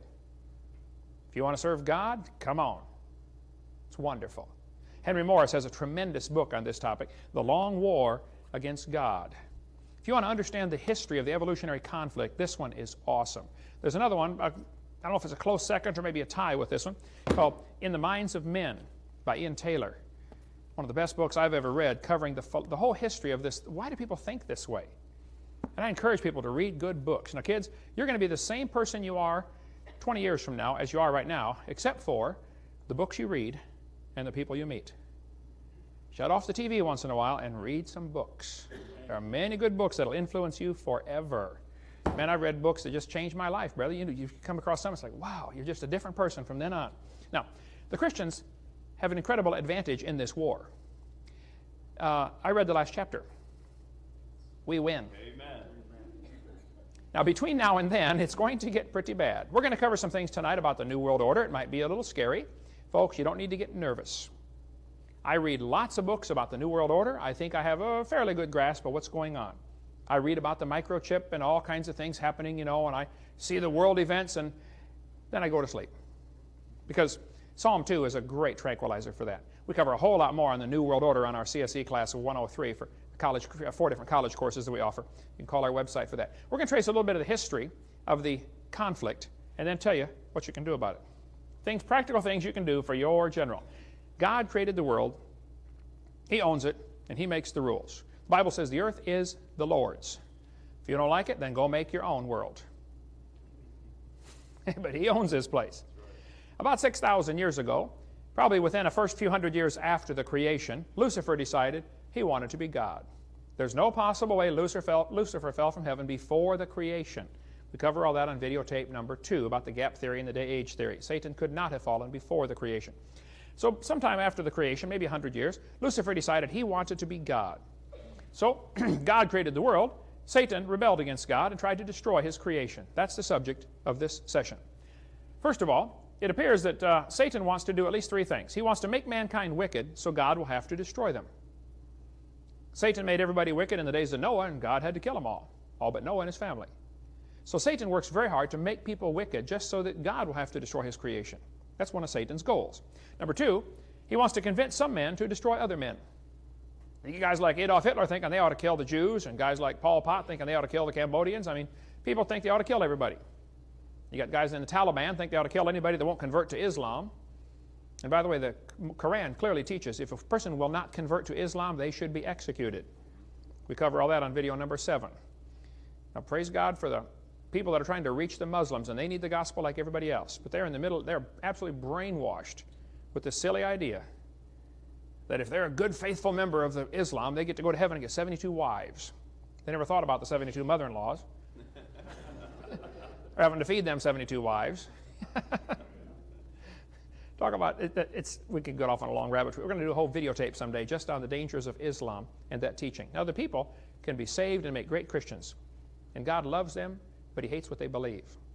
They've been duped. You ought to get the book that we sell in our bookstore called The Prophet. If you want to understand the history of the Muslim church and how it got started, it'll scare you when you realize who started it and why. Get into that some other time. Number 3, Satan wants to keep as many people from hearing the gospel as possible.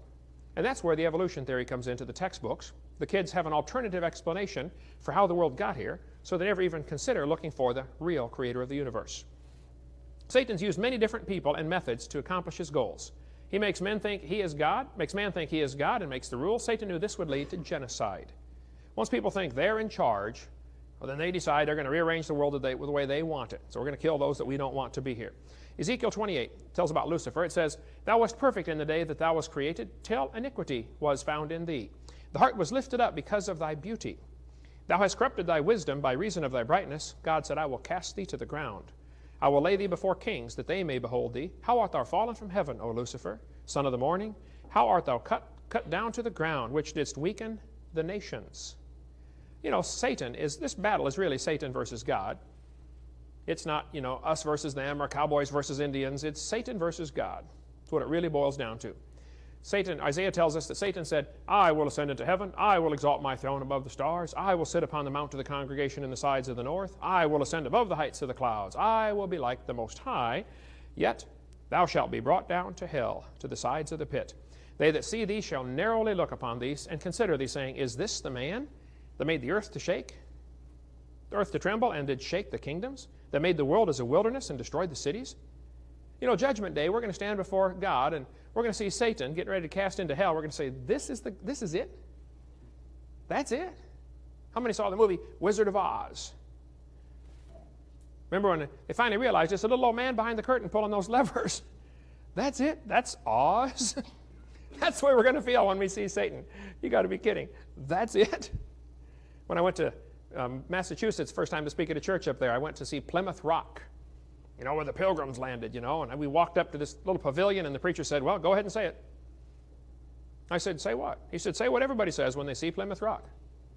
I said, "That's it?" He said, "Yep, that's it. That's what everybody says." It's a rock about this big with a date on there, 1620, you know. That's it, yeah. We're going to look at Satan and say, that's the one that made the nations tremble? You got to be kidding. And the people who are going to go to hell for eternity are going to feel awfully dumb, realizing they got deceived by such a simple process.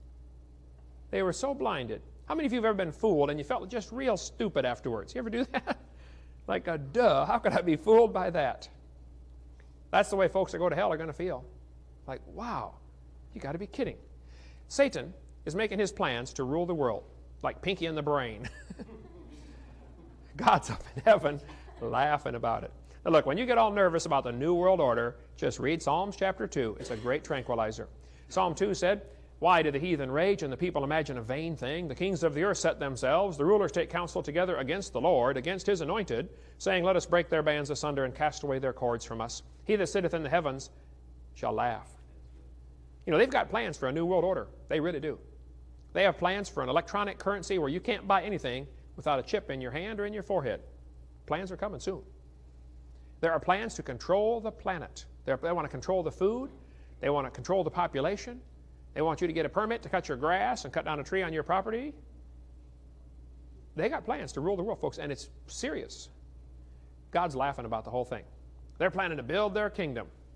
You got to read the book of Daniel and see how this kingdom's, how that God tells the whole history right there. Nebuchadnezzar was the head of gold, you know, the nearly pure kingdom, absolute authority, then the silver chest and arms, and then the belly and thighs of brass, and the legs of iron, the Roman Empire. You can read through all the book of Daniel and see the 5 kingdoms. Well, the last kingdom is where 10 kingdoms try to get together, but it's partly iron, partly clay. It's going to be weak and it's going to crumble. And in those days, the Lord's going to cut a stone out of the mountain without hands, and it's going to smite the image on the feet. God's going to set up his kingdom. We'll talk more about that in a minute. It started by Satan tricking Eve in the Garden of Eden. He said to the woman, yea, hath God said? The first thing Satan always does is question God's word. Then he said, ye shall not surely die. That's an outright denial of God's word. And then he said, Eve, if you eat off that tree, ye shall be as gods. That's the same technique he's always used. Make you doubt God's word. Then he denies God's word. And then he says, see, you're going to be God. Wow, I get to be God. That's what humanism is all about. Satan's plan's always been the same. Make you doubt, deny God's word, and then deify mankind. Tell you, you can evolve. He tried the same thing with Jesus. He said, Jesus, if you fall down and worship me, all these things will I give you. Isn't that what he told him? I'll give you all this stuff if you just worship me. He's a liar. He doesn't own it to begin with. And Satan always promises people things, if you'll follow me. He said, all these things will I give thee if thou wilt fall down and worship me. Jesus answered and said, it is written. That's all you got to do, folks. When the devil starts giving you a hard time, just start quoting Scripture to him. He can't stand that. But he knows the Scripture really well. He'll take half a verse here and there. See what he did all through Scripture. Okay? He'll take half a verse. Just got to watch what he's doing.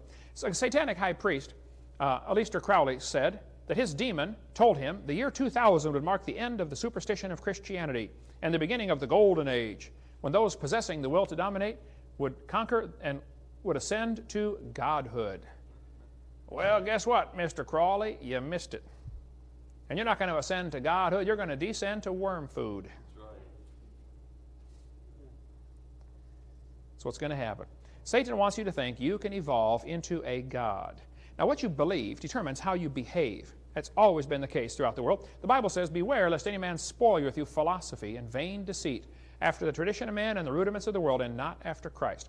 Philosophy means the love of man's wisdom. Sophie means man's wisdom, where we get our word sophomore. Soph means wise. More, where we get our word moron, means fool. A sophomore is a wise fool. That's the age where they usually think they know it all. How many been there before? You've seen those kind? Okay, yeah, sophomore. They picked the word very carefully for that age group. Soph means wise. Man's wisdom. Philosophy. Phileo, the love of. Maybe been to Philadelphia, the city of brotherly shove. Or whatever they call it, okay? Evolution is nothing but a philosophy. It's not a science, it's a philosophy, it's a religion. What it does, it tries to make you think that we can take God out and put man in his place. There are some excellent books you ought to be reading if you want to get up on all the philosophy of man's wisdom. You can read 7 Men Who Rule from the Grave. Oh, the philosophy of these 7 guys who absolutely still govern the world today. People like Karl Marx, Joseph Stalin, guys like that. You can read about the Fourth Reich of the rich, how that some of the rich people in the world, I mean the super rich people, have plans to control the world. Big time, serious plans. You want to get more on the Council of Foreign Relations and how they are involved. These are all books we sell in our bookstore. I have people that get after me, brother. There's a couple of other, I think, good friends of mine that they say, oh, you get off on too many rabbit trails. It doesn't tie into creation. Oh, I think freedom ties directly into creation. Our founding father said, we hold these truths to be self-evident. All men are created equal. They're endowed by their Creator. So to me, the creation movement ties directly into things like gun control, stuff like that. I don't have a problem with it at all. You know, coming from some country where they don't have our American roots, I can understand where they don't see how it fits in, but sorry, it does fit in. Dr. Henry Morris has this great book about the long war against God. Now, evolution is the foundation philosophy for racism. How can you think one person is superior to somebody else? Some people thought, well, if there is no God and we just evolved from apes, which are dark-colored, maybe the white-skinned people have evolved farther. By the way, racism's been around a long time, but boy, when Darwin's book came out, it's like throwing gas on a fire. Racism escalated incredibly after that. Evolution is the foundation philosophy for racism. Charles Darwin wrote a book. Here it is right here. It's called The Origin of Species. That's not the whole title to the book. They're kind of embarrassed by the whole title because it is very politically incorrect. I'll show it to you in a second. This book says, The Origin of Species. Now, this book came out 1859. The evolution theory was around way before that. But Darwin simply made it popular. He gave them an excuse of how it happened. Now, what is a species anyway? This textbook shows a bunch of different monkeys and says they're all different species. Okay, but they're the same kind of animal. They're still a monkey. And just because some guy decides that we've got, 12 species of monkeys here, doesn't mean they're different kinds. They're still the same kind of animal. This textbook, used in Escambia for a while, shows the different, a little more to the title. It says, Darwin's published his findings in a book titled, On the Origin of Species by Means of Natural Selection. That's still not the whole title. Here's the whole title to the book. You can look at it yourself. The Origin of Species by Means of Natural Selection, or the Preservation of Favored Races in the Struggle for Life. Oh, favored races. Now, Charlie, that's not politically correct. Well, back in 1859 it was. 1859, we had slavery in this country, folks. Racism was very popular, even in the non-slave states. They didn't want them to be enslaved, but they still thought they were inferior in many cases. Darwin thought natives were just advanced animals. Darwin said in the book Descent of Man, another book he wrote, he said, at some future period, not very distant as measured by centuries, the civilized races of man will almost certainly exterminate and replace the savage races throughout the world. Now, if a professor said that today, how long would he keep his job? By the way, you ought to go read the old newspapers. I mean, like 100 years ago, and see how they talked about the Indians as being savages. They always referred to them as savages, like they're inferior somehow. Darwin said in his book, thus from the war of nature, from famine and death, the most exalted object we are capable of conceiving, the production of higher animals, directly follows. See, Darwin's philosophy was messed up. He thought the more war, the more famine, the more death you have, the faster things evolve. The question is really very simple. Did man bring death into the world? Or did death bring man into the world? Could not be more opposite. Darwin's philosophy says death brought man into the world. Now, you have to understand, in 1859, when this book came out, slavery was legal in many parts of the world. By the way, there's still slavery going on today in many parts of the world. Okay? Negroes were bought and sold like cows. You owned them like property. You could do with them as you please. They had absolutely no rights. Now, Henry Fairfield Osborn, who was the curator at the American Museum of Natural History, said, the standard of intelligence of the average adult Negro is similar to that of the 11-year-old youth of the species Homo sapien. He's trying to get across the idea that Negroes are a different species, isn't he? That's racism. Stephen Gould admitted, biological arguments for racism may have been common before 1850, but they increased by orders of magnitude following the acceptance of evolution theory. Thomas Huxley was the guy who promoted Darwin all over the country. Darwin wrote his book and went and hid. Huxley went out and really preached Darwin and made people accept what he said. Huxley said, no rational man, cognizant of the facts, believes that the average Negro is the equal, still less the superior of the white man. These are the guys who promoted Darwin. A guy named Kingsley, who was an Anglican priest who really promoted Darwin. Also, you know, if it hadn't been for the church accepting Darwin in the 1850s and 60s, the scientists rejected it at first. They said, what a dumb theory. It was the Christians that accepted it. Kingsley said, the black people of Australia, exactly the same race as the African Negro, cannot take in the gospel. They can't get saved. He said, all attempts to bring them to a knowledge of the true God have as yet failed utterly. Poor brutes in human shape, they must perish off the face of the earth. They're inferior species. Brother, I was working in Longview, Texas at a church there. I was out 2 in the morning going to the store to get my wife some milk or something. I forget what it was, and I get one of the babies something at that time. And some guy had gotten drunk, and he turned his car down what he thought was a street, but it was a railroad track. He drove about 30 feet, and the car bottomed out, and he's stuck on the tracks, And he's standing out there looking at his car. What happened here, He's drunk. And so I stopped to go see what I could do to help, and another guy stopped, and we're pushing this car back off the railroad tracks before a car comes along and turns it into a tin can, And this guy said, what are you doing out here in the middle of the night? It was an all-black neighborhood, right by the big ghetto housing project there. I said, I came by here to see if any of my friends are up, because I know a bunch of people here in the housing project in the ghetto here, and I bring a lot of these folks to church. He said, you bring them to church? I said, yeah, I drive a bus, come in here every Sunday, bring a lot of them to church. He said, these people are all black. I said, yeah, so what? He said, well, why do you bring them to church? I said, well, I try to get them saved and, help them learn the Bible and go just like Jesus told me to do. He said, what do you mean get them saved? They don't have souls. I said, are you part of the KKK? He said, yeah, how'd you know? Oh, just a lucky guess, Well, listen, you idiot, they do have souls as much as you do. The color of your skin makes no difference.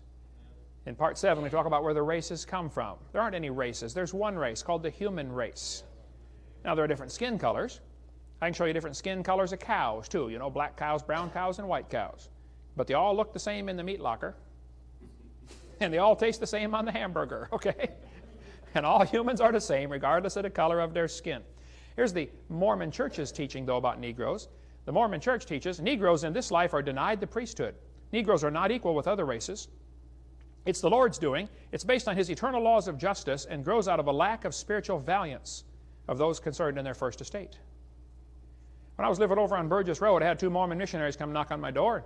They said, Mr. Hovind, we'd like to talk to you about the Lord. I said, that'd be great. Which Lord would you like to talk about, yours or mine? They said, we worship the same God. I said, no, we don't. I said, tell me, fellas, does your God have a body like mine? They said, oh, yeah. I said, well, my Bible says God's a spirit, and they that worship Him must worship Him in spirit and in truth. See, if He has a body, He can only be in one place at a time. But if He's a spirit, He can be in all places at all times, simultaneously. I said, does your God live on the planet Kolob, K-O-L-O-B? They said, yeah, we believe He does. I said, does your God have thousands of wives? They said, yeah, we believe He does. I said, does your God have normal physical relations with those wives and beget spirit babies in heaven? They said, yeah, we believe He does. I said, now, do you guys believe that if the spirit baby is a valiant spirit baby, if it's a good spirit baby in heaven, when it comes to earth, it gets a white-skinned body? But if it's a bad spirit baby, it gets a black-skinned body. Is that what you believe? They said, well, you're not supposed to know that, but yeah, that is what we believe. By the way, that is what they believe. I said, now, fellas, let me see if I understand this. Now, your God in heaven supplies a spirit baby for every human baby born on earth. Is that right? They said, that's right. I said, okay, fellas, now listen. I know you have the little tag that says elder, even though you're 17. But I said, fellas, I've been married 30 years now. I got 3 kids. I've got grandkids. I taught biology and anatomy. I used to raise hamsters. I said, did you know there are 2 babies born every second? 2 per second. 24 hours a day, 7 days a week. I said, and your God supplies a spirit for every one. When does He get time to answer your prayers? Boy, they knocked the dust off their feet, and I guess I was anathema from then on because they never came back, brother. I don't know. I wanted to talk to them some more, but they didn't want to talk to me no more. That's a dumb idea that you could black spirit babies up in spirit babies in heaven. This is dumb. This is crazy, okay? It's not true. We're all equal. This Mormon apostle said, In a broad sense, caste systems have their root and origin in the gospel. It's by divine decree. He said, Cain, Ham, and the whole Negro race have been cursed with black skin, the mark of Cain. That is just silly, okay? This Mormon apostle said, if there's one drop of Negro blood in my children, as I've read to you, they receive the curse of black skin. That's dumb. He said, shall I tell you the law of God in regard to the African race? If the white man who belongs to the chosen seed mixes his blood with the seed of Cain, the penalty under the law of God is death on the spot. This will always be so. By the way, you ought to read the book, The Secret History of the Mormon Church. Get the phone number there. Go to the website, UTLM, UtahLighthouseMission.org. If you want to get all the lowdown on how the Mormons have killed people for trying to leave the Mormon Church or for marrying someone who's not the right color. Now, I know I'm in the South, and I preach the same message all over the South, but if you think you're superior because of the color of your skin, you're wrong, you're stupid, and you're not right with God. Amen. Okay, I've brought thousands of black people to the Lord, and I intend to keep doing it, okay? And they're going to be in heaven whether you like it or not. But during the slave trade time in America here, the slaves were packed onto ships and brought over like cows. I mean, it was common for 20% of them to die. They would bring them on the ship and chain them to the deck, and that's where they stayed for 2 or 3 weeks. I mean, they ate, slept, and went to the bathroom, same place, for 2 or 3 weeks. They didn't get up. Brought them over. Miserable, miserable conditions they brought them into, and then sold them over here like cows. Now, praise God for the good people who tried to take care of them. You know, some people really were good to their slaves. But the whole concept of slavery is based on the idea that one person is superior because of the color of his skin or because of what he believes. This is goes right back to the evolution teaching. Now, some people thought the Aborigines from Australia were inferior because they have bigger jaw bones, which is true. Their jaws are bigger. If you study the jaw of an Aboriginal, the bone structure is heavier. And people say, see, that's proof of evolution. No, it's not. The Aborigines are a nomadic society. They don't want to carry a toolbox around, so they carry the minimum with them. And when they get to where they got to go, they have to make their own tools again. And they use their teeth as a vice. They're constantly using their jaws as well as their hands, anything they've got, okay? And any bodybuilder will tell you, the more you build your muscles, the bigger the bones grow. So a person who's always using his jaws, his masseter muscles, is going to end up with bigger bones in response to that. After a lifetime of using your teeth like they do, you're going to have big jaw bones. It's got nothing to do with evolution. But somebody noticed this back 150 years ago and said, wow, the Aborigines have bigger jawbones. So they went over and began robbing the graves of the Aborigines to get their heads for museums to be demonstrations for evolution. They treated the Aborigines awful. If you've seen the movie Quigley Down Under, where he brought people over there just to shoot the Aborigines, that kind of stuff really happened. They thought they were just, an animal. These two folks went to Australia to collect specimens for museums. Interesting story here in Creation magazine. They said right here, a New South Wales missionary was the horrified witness to the slaughter by mounted police of a group of dozens of Aboriginal men, women, and children. 45 heads were then boiled down and the best 10 skulls packed off for overseas. They shot them just to get their heads for museum displays. Now, why would a museum want a head with a bigger jawbone? As part of an evolution display. Did you know the Smithsonian, I've been told, has 33,000 sets of human remains in their basement right now? They call it the Army of the Potomac. They would find people with the right jaw structures and put them on display in their museum. See, boys and girls, how this ape evolved to the human? When the intermediates, there's another human. You can go downtown Pensacola and line up 10 people and prove the same thing, folks. We could line up folks in this room. Some of you have bigger jaws and smaller jaws and sloped forehead and straight forehead. I had an Italian friend one time. I said, man, I got to look at you from the side. I could put you in a textbook, His head went back like that. His nose stuck out.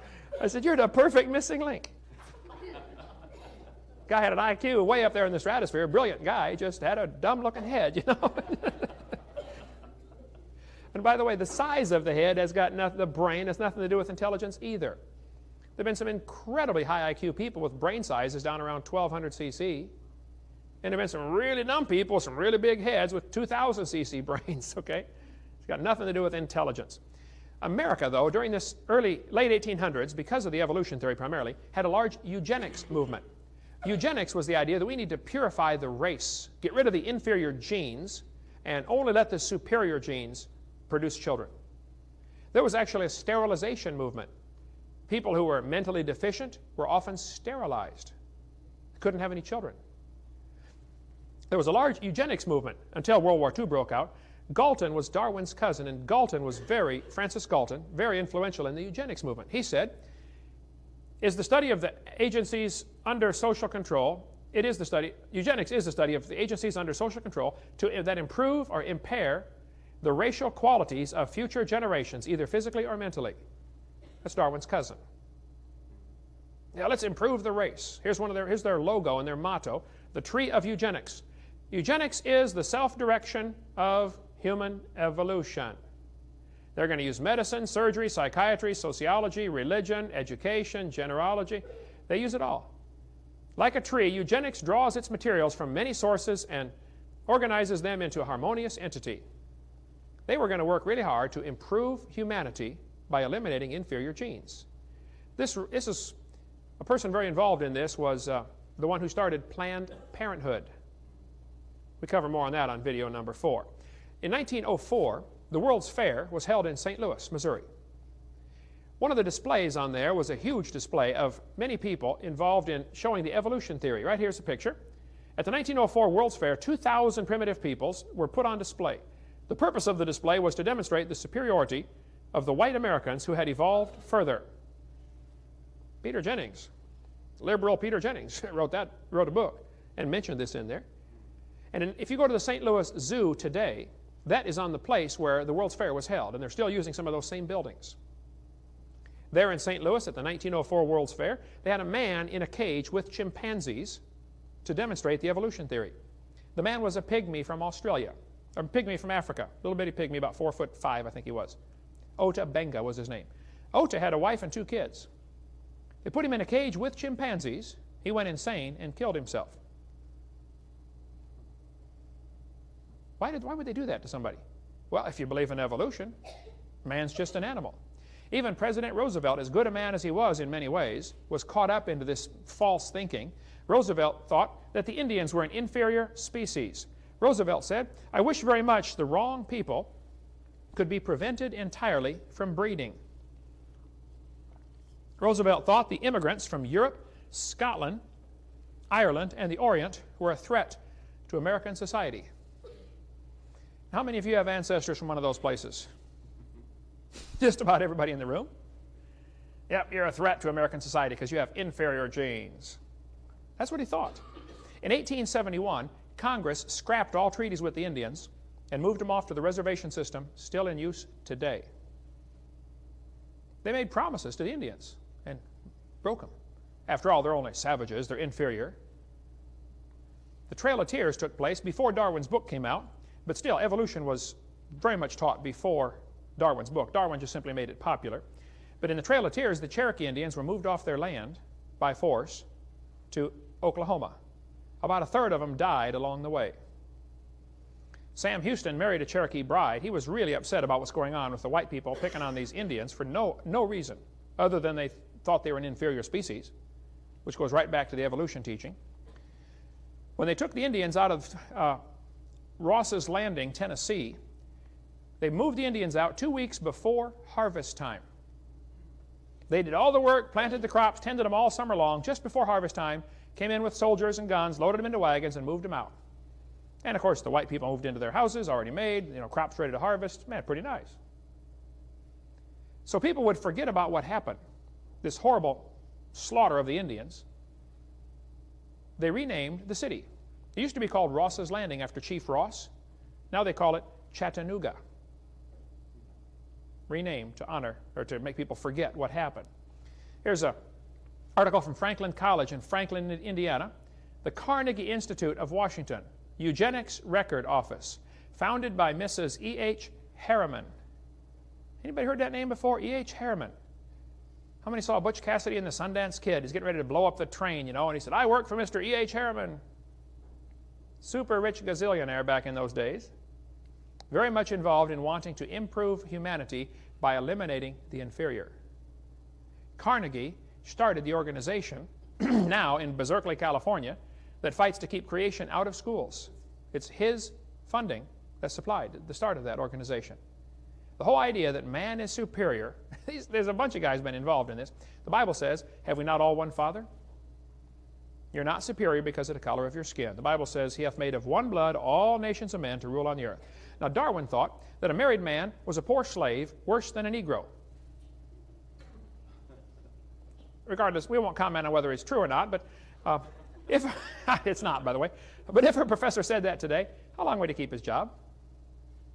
Or his life? Some of these feminazis would go kill him, wouldn't they? And yet they praise Darwin in our school system. Louisiana, I don't know if they got it passed or not. They were working on a bill to ban the teaching of Darwin because of his racism. Very interesting approach. Yeah. I mean, if our school started teaching the teachings of Adolf Hitler and made it mandatory reading, wouldn't people get upset? Well, why aren't they upset about the mandatory teaching of Darwinism? Darwin said, the chief distinction of intellectual powers between the two sexes is shown by man's attaining to a higher eminence in whatever he takes up. Whether requiring deep thought, reason, or imagination, or merely the use of the senses and hands, the average mental power in man must be above that of woman. Darwin finally married his first cousin, Emma Wedgwood. Nobody else would take him. Darwin thought men were superior in every single way. Darwin believed in inbreeding, so he married Emma, his first cousin. He wanted to raise a superior stock of children. He ended up having 10 children. Mary died shortly after birth. Anne died at 10. Robert was born retarded and died at 19 months. Henrietta had a serious nervous breakdown at 15. 3 of his other 6 sons were ill so often, Charles regarded them as semi-invalids. So much for inbreeding, Charlie. Evolution is the foundation for communism. Communism, started by a guy named Karl Marx, removes God from authority and puts man in his place. He says there is no God, so man must be in charge. Missionaries have said when they're working in a country and the communists take over, the first thing the communists do when they come into the country, they go into the schools and they start teaching communism? No. They start teaching evolution. They start by laying a foundation of evolution, and then they bring in the teachings of communism. Communism can't thrive in a place where people believe they've got rights that come from the Creator. And the creation movement in America is one of the biggest hindrances to the advancement of the New World Order. And they very much would like to get rid of guys like me who don't believe in evolution.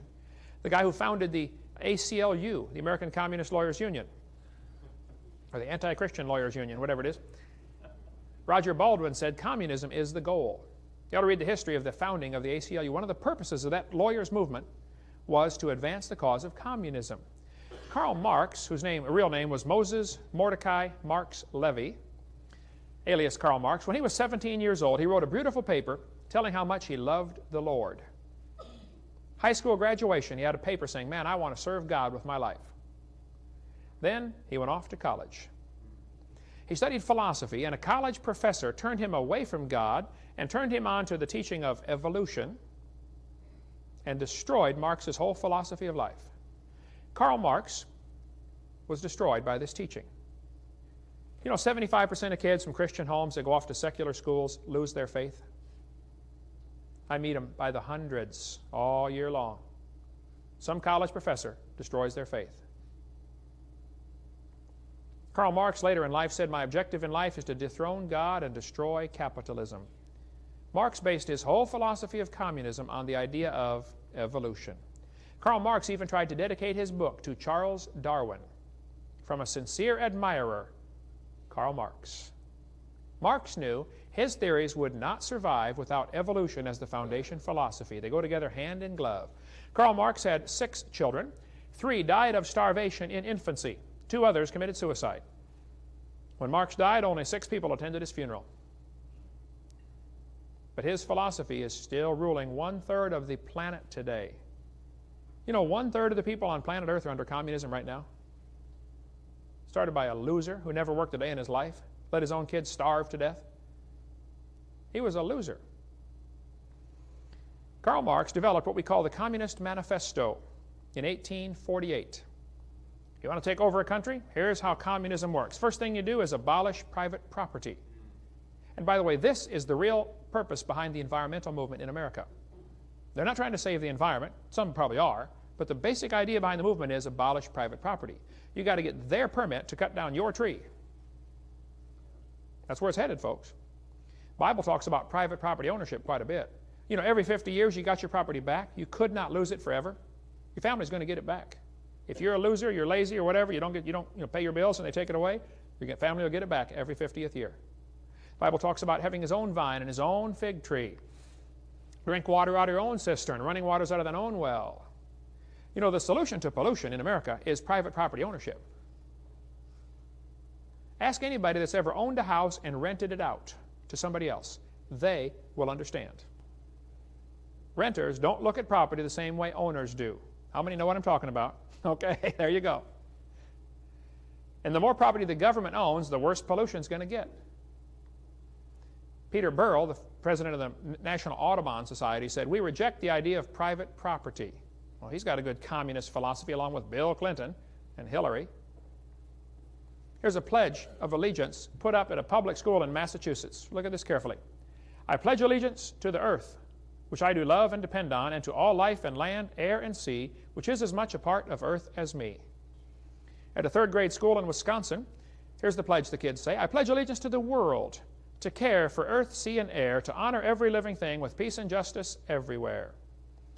3 days ago, I was speaking in Minnesota, and I got to see this young man again who's now grown up. But he told me a couple of years ago, Jacob did, he said, "Brother Hovind, when I was in third grade at Johnsonville Elementary School in Blaine, Minnesota, his teacher, Ms. Klobhockey, took down the American flag and made the kids pledge to the earth instead." "Well, Ms. Klobhockey, I will buy you a one-way ticket to the Soviet Union on the condition you use it and you don't come back. Call me anytime. I'll buy you one." I've been to communist countries, folks. Trust me, you don't want what they've got. Now, America has lots of problems, I understand. But I love my country, folks. I fear my government, but I love my country. There are basically two philosophies of government. One is based on evolution thinking, which says laws come from man's opinion. How do you decide right from wrong? Oh, man gets together and we decide. Second thing, they say rights are granted by the government, and the government should be the provider. The government provides everything. This is called a democracy. Democracies always become dictatorships. They are horrible forms of government. The government should provide everything. When they were debating about health care here in Pensacola, I heard on the radio, several years ago, talking about a national health care plan. I thought, did you know 70 to 80% of all health care costs are from self-induced problems? Somebody wants to drink or smoke or take drugs, and when they get sick, they want me to pay for it? They were debating on the radio here, and one of the WCOA, I think it was, talking about should we have a national health care plan. I called in.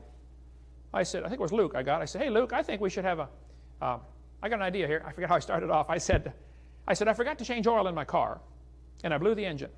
I think everybody should help me pay for it. They said, "Well, if you forgot to change oil and you blew your engine, that's your problem." I said, "Well, this is exactly the same idea with health care. If you don't want to take care of your health, I guess that's your business. But if you get sick, why should I have to pay for it? If you don't want to brush your teeth and floss your teeth, you do whatever you want. They're your teeth, but I'm not going to pay you to get you new ones. I got to take care of my own too, you know. If we're going to have universal health care, why not universal auto care? If you ever damage your car, the government will pay for it. How's that for an idea? How about universal house care? You got a problem with your house, you need new doors, you need new carpet, hey, the government will pay for it. How about the government pay all utility bills? You don't have to yell at your kids anymore. Shut the refrigerator. Do you realize what would happen in a hurry? The whole system would crumble. That's what the Canadians are just now trying to figure out. Wow, how come it's costing us so much for this health care? I haven't had any health insurance now for 14 years. I take my vitamins. A lot of them. I probably spend $40, $50 a month on vitamins and nutrition for me and my wife. Wow, that's a lot of money. Cheaper than $400 a month for health insurance, isn't it? And boy, when you get sick, it's neat. You go to the hospital, they have to do something, some kind of surgery. I remember one of my boys had surgery, and the hospital bill was like $4,500, for 2 hours in an outpatient place. So I called the different people. I called the anesthesiologist. I said, "Hello, sir. I notice your bill here is $1,500 for an hour and a half. Put him to sleep. I don't have any insurance. I do pay my bills, and I'll pay whatever I have to, but that seems kind of high for an hour and a half. He said, "Oh, you don't have insurance? Okay, let's make it $300. Just like that over the phone. I called the place that had the room, you know. I'm sure they had to change the sheets and put some new Band-Aids out and stuff, you know. And I said, listen, I saw your bill here was like, you know, $1,800. That seems kind of high for an hour and a half, you know, for your room. I just said, I don't have any insurance. They said, oh, you don't? Okay, let's make it $400. I got the bill down from, I think, $4,500 down to about $1,000, just over the phone with 5 phone calls. You don't have insurance? Oh, okay. The more people have insurance, the more it raises the price of everything. Now, I'm not against health insurance, okay, but I'm saying the philosophy here is what's important to understand. We got this crazy idea that the government's supposed to provide everything. Well, they'll be glad to do that, but along with that, they're going to take away all your freedoms. Our founding fathers said, we hold these truths to be self-evident. All men are created equal. For instance, who gives you the right to have a church? Then why do we ask the government for permission? You know, just about every church in America now has become 501c3 incorporated because they want to get a government handout. You ought to get the book Hush Money, or the bigger version of it, In Caesar's Grip, by Peter Kershaw, a good friend of mine. You want to find out all the dangers of 501c3 incorporation. The church doesn't have to get incorporated, but if you do get incorporated, you better not preach against certain things from your pulpit. Did you know if you're an incorporated church and you preach against homosexuality, IRS will pull your tax-exempt status? Churches are tax-exempt anyway. What are we asking them that for? Come on. I'll read the book if you want more on that. Patrick Henry said, it cannot be emphasized too strongly that this great nation was founded by Christians, not on religions, but on the gospel of Jesus Christ. See, the other philosophy of government is based on creation thinking, which says laws come from the Creator, rights are unalienable, and the government should be limited to the punishment of evildoers and defense, the only 2 legitimate functions of government. They're not supposed to provide everything for you. You ought to read Davy Crockett's story about, he's out, you know, a neighborhood burned in Washington, D.C. when Davy Crockett was senator or something like that. And the senators got together and said, you know, this whole neighborhood burned. What a horrible tragedy. Everybody lost their house. Here, let's vote to give this neighborhood, you know, $50,000, whatever it was way back then, you know, to rebuild their homes. The next fall, Davy Crockett's out stumping, trying to get people to vote for him. And he saw this farmer plowing his field, and he stopped and said, hey, neighbor. Farmer stopped and said, yes, sir, can I help you? He said, I'm Davy Crockett. He said, yes, sir, I know who you are. He said, well, I want to see if you vote for me. The farmer said, no, sir, I'll never vote for you again in my life. He said, well, why not? He said, you broke your trust. He said, I voted for you last time to put you in there to manage things for our area, and you blew it. He said, well, how did I blow it? What did I do? He said, well, you voted to give those people money to rebuild their houses. Crockett said, well, yeah, that was a horrible thing that happened. You know, a big fire swept through the community or something. And the farmer said, are you going to do this for every tragedy across America? What if I lose my crop? What if my cow dies? This is a slippery slope, folks. There's no way out of this one. You have no business to give away our money. Now, if you congressmen want to get together and pool your money and give those folks some money, you go ahead. We've entrusted you to manage our money. We've got the whole story. It's amazing. If you call us or email us, we'll send that to you. Davy Crockett said, boy, he learned his lesson. But the senators and representatives today do not understand that lesson. They love giving away your money. Long story on that. A republic, though, is based on the idea that the law is supreme. Our government started off to be a constitutional republic, not a democracy. And I get real nervous when I hear them talk about spread democracy around the world. It'd be the dumbest thing we could do. Talk about a dumb form of government. The second part of Karl Marx's plan was a heavy progressive income tax. Don't get me started on that one, okay? The third thing he said was abolish the rights of inheritance. The Bible says a good man leaves inheritance to his children's children. Everything about communism is backwards to the biblical plan for things. Number 4, confiscate property rights. Take away the property. The Bible says the love of money is the root of all evil. Karl Marx said we need a central bank. He knew full well a central bank could destroy the country. And in 1913, some rich guys got together on Jekyll Island, Georgia, and tricked everybody with the Federal Reserve. Nothing federal about it, and there are no reserves. The Federal Reserve is a private bunch of bankers. Remember, love of money is the root of all evil. Got a whole lot more on that in our college class, CSE 103. Number 6, government ownership of communication. That's why we have an FCC, Federal Communication Commission. And government ownership of transportation. That's why we now have the TSA, the Transportation Security Administration.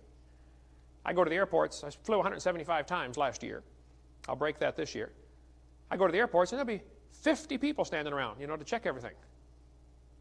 I went once and they took my fingernail clipper out, this big. It had a little thing that swings out to clean your fingernails. They said, oh, can't have that. They broke it off. You got to be kidding. I'm going to take over a plane with a fingernail clipper. They're paranoid.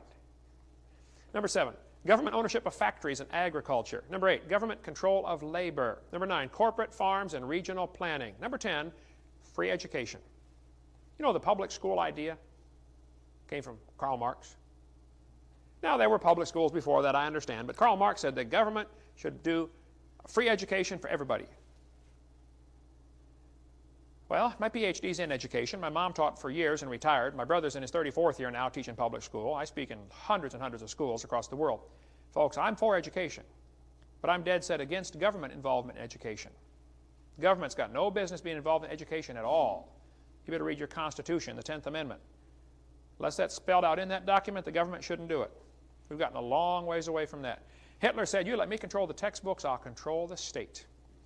Martin Luther said, I am much afraid that the schools will prove to be the great gates to hell unless they diligently labor in explaining the Scriptures, engraving them in the hearts of youth. He said, I would advise no one to place his child where the Scriptures do not reign paramount. Every institution in which men are not increasingly occupied with the Word of God must become corrupt. Well, go walk the halls of the schools, folks. I'm telling you, they have become corrupt. Here's a 1777 public school book, first grade. Here's what they taught the kids in first grade in America. Used in public, private schools. It's a first grade textbook. Here's how they learn the alphabet. In Adam's fall, we sinned all. Back then they made the S like a letter F, okay? Heaven to find, the Bible mind. Christ crucified, for sinners died. The deluge drowned the earth around. Elijah hid, the ravens fed. The judgment made Felix afraid. Public school textbook. Interesting. Here's how the youth, young people, learn their alphabet. A wise son maketh a glad father. Better is a little with the fear of the Lord than great treasure and trouble therewith. Come unto Christ, all ye that labor and heavy laden. Do not the abominable thing which I hate, saith the Lord. That's a public school textbook, folks. Guess what they teach the kids today? You're an animal. Share a common heritage with earthworms. Here's a textbook that has over 100 pages devoted to evolution theory. Not one mention of creation or God any place in the book. Not one. What has happened, folks? The United Nations has already declared. They had a World Declaration on Education for All in 1990, called for the nations of the world to adopt a common education system, complete with implementation timetables and recommended curriculum. In our own nation, Goals 2000, School to Work, and the Elementary and Secondary Education Act, Profiles of Learning, are totally consistent with the One World Government recommendations of the 1990 UN Declaration. You ought to get hold of Bob Fry in Minnesota. We'll put his address up here, and you can call Bob about more stuff on he's very involved in fighting this type of thing right here. A humanist said in the Humanist magazine, John Dunfree said, the battle for mankind's future must be waged and won in the public school classroom by teachers who correctly perceive their roles as proselytizers of a new faith that will replace the rotting corpse of Christianity. This guy said, every child who enters school at age 5 is mentally ill because he comes to school with allegiance toward our elected officials, founding fathers, institutions, government, patriotism, nationalism, sovereignty. All these prove the child is sick because the well individual is one who has rejected all those things and is what I call the true international child, communist, of the future. Dr. Pierce from Harvard University. Well, Dr. Pierce, I'll buy you a one-way ticket also to the Soviet Union if you use it and don't come back. I've been over there, folks. You don't want what they've got. Here's a social science book, public school book. They said any child who believes in God is mentally ill. Education is the most powerful ally of humanism, and every American public school is a school of humanism. What can the theistic Sunday school, meeting for an hour once a week and teaching only a fraction of the children, do to stem the tide of a 5-day program of humanistic teaching? They're right, folks, and they're winning. We're losing. One professor said, as a matter of fact, creationism should be discriminated against. No advocate of such propaganda should be trusted to teach science classes or administer science programs anywhere, under any circumstances. Moreover, if they are now doing so, they should be dismissed. You should fire them if they believe in creation. An Iowa professor said, you should fail any student, no matter what the grade record indicate, if the professor discovers the student is a creationist. Furthermore, the student's department should have the right of retracting the grades and possibly even degrees if the student becomes a creationist later. That's the kind of thinking we're up against. Mr. Yefremov lives here in Pensacola. He came to my house several years ago. He's from Ukraine. He said, Dr. Hovind, here's my high school diploma. I said, yeah? You know, you're 50 years old, you got 5 kids, a couple of, 4 in college. Why are you handing me your high school diploma? He said, when I was in Ukraine, I went to school, had good grades. They'd grade them 1, 2, 3, 4, 5. 5's the best. He showed me his report card, all 5s, like straight A's. He said, but we had a test to take before we could graduate. Senior year in high school, one of the questions on the test was, do you believe in evolution? I answered, no. They refused to let me graduate. I said, well, how'd you get the diploma? He said, oh, you remember last year when we made your videotapes in Russian and he did the voice on them? I said, yeah. He said, I sent them to my village where I grew up in Russia. The mayor watched them, made all the city council watch the tapes, and they said, wow, Eugene went to America and became a movie star. They put him in the public school to make all the public school kids watch him. The kid who was there, the guy who refused to let him get his diploma 35 years ago, had now become a city councilman. And the mayor said, oh, go ahead and send him his diploma. Okay, yes, sir. He said, I just got my diploma in the mail. What do you think, Brother Hovind? I said, wow. What a story. See, the humanists have decided years ago they're going to use the education system to spread their evolution and humanism because that way we pay for it. We're paying to spread their religion. That's what's going on, folks. Communism is anti-Christian in every single way. The communists have 8 rules for revolution, different ways, different things they want to do to take over a country. We don't have time to go over them all now. I have to cover that some other time. Or get our college class, CSE 103, where we cover this in much more detail. Evolution is the foundation philosophy for Nazism. Why did Hitler do what he did? Well, we'll cover that tomorrow night. It's the foundation for Nazism, communism, socialism, Marxism, and the New World Order. Coming soon. We'll talk about that tomorrow night. Very politically incorrect. You don't want to come tomorrow. And then we'll tell you what you can do about it. Amen. Coming next. Well, welcome to the last session on what's on our videotape number 5 about the effects of the evolution theory, how that evolution is responsible for the rise of communism, Marxism, socialism, and tonight we're going to talk about Nazism, the last one, and then the New World Order. Then we're going to tell you, what do you do about it? Our world is quite obviously falling apart. What are we going to do? Nazism is based on the philosophy of evolution. You have to think one race is superior to another. But Mussolini, the Italian dictator, thought that the Italians were the superior race and everybody else should be eliminated. Of course, Hitler felt the same way. He thought the Germans were the superior race. He believed in Aryan supremacy.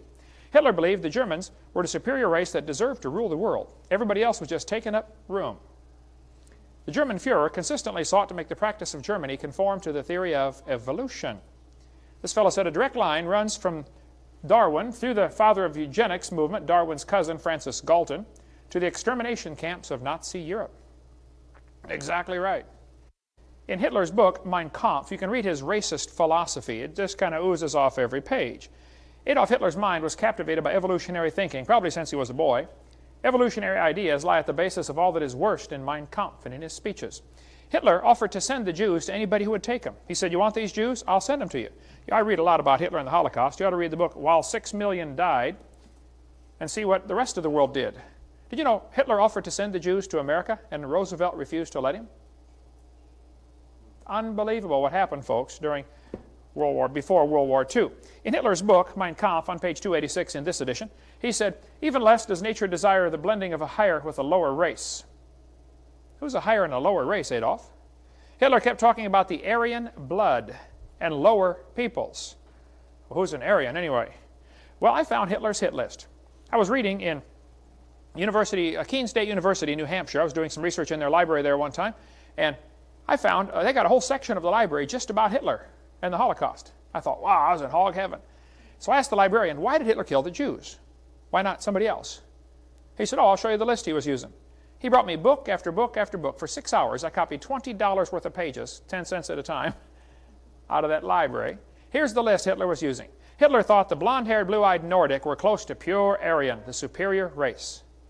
Did you get all that? Blonde hair, blue-eyed, Norwegian, worden står det till idag. Ja, sure, you betcha. Oofta.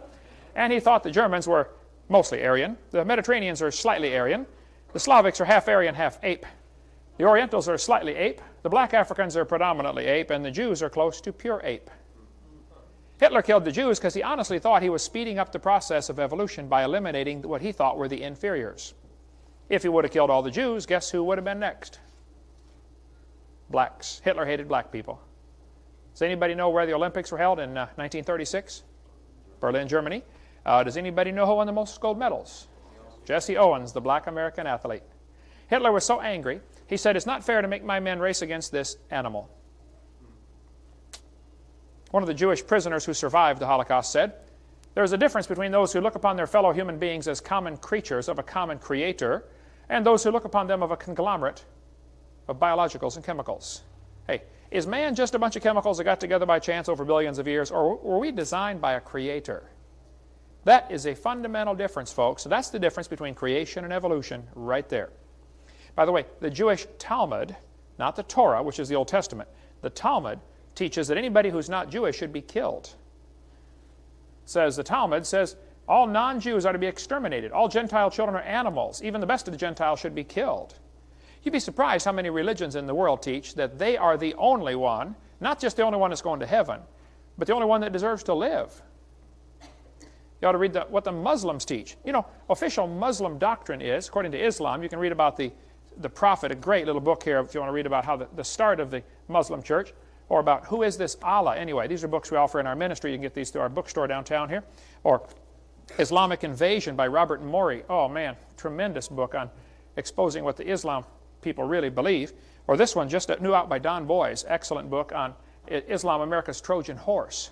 Did you know the Torah, I mean not the Torah, the Quran clearly teaches if a person will not convert, they have to be executed. Here's the Quran in Surah 489. Allah commands that any person who leaves Islam or encourages others to do so should be seized and slain.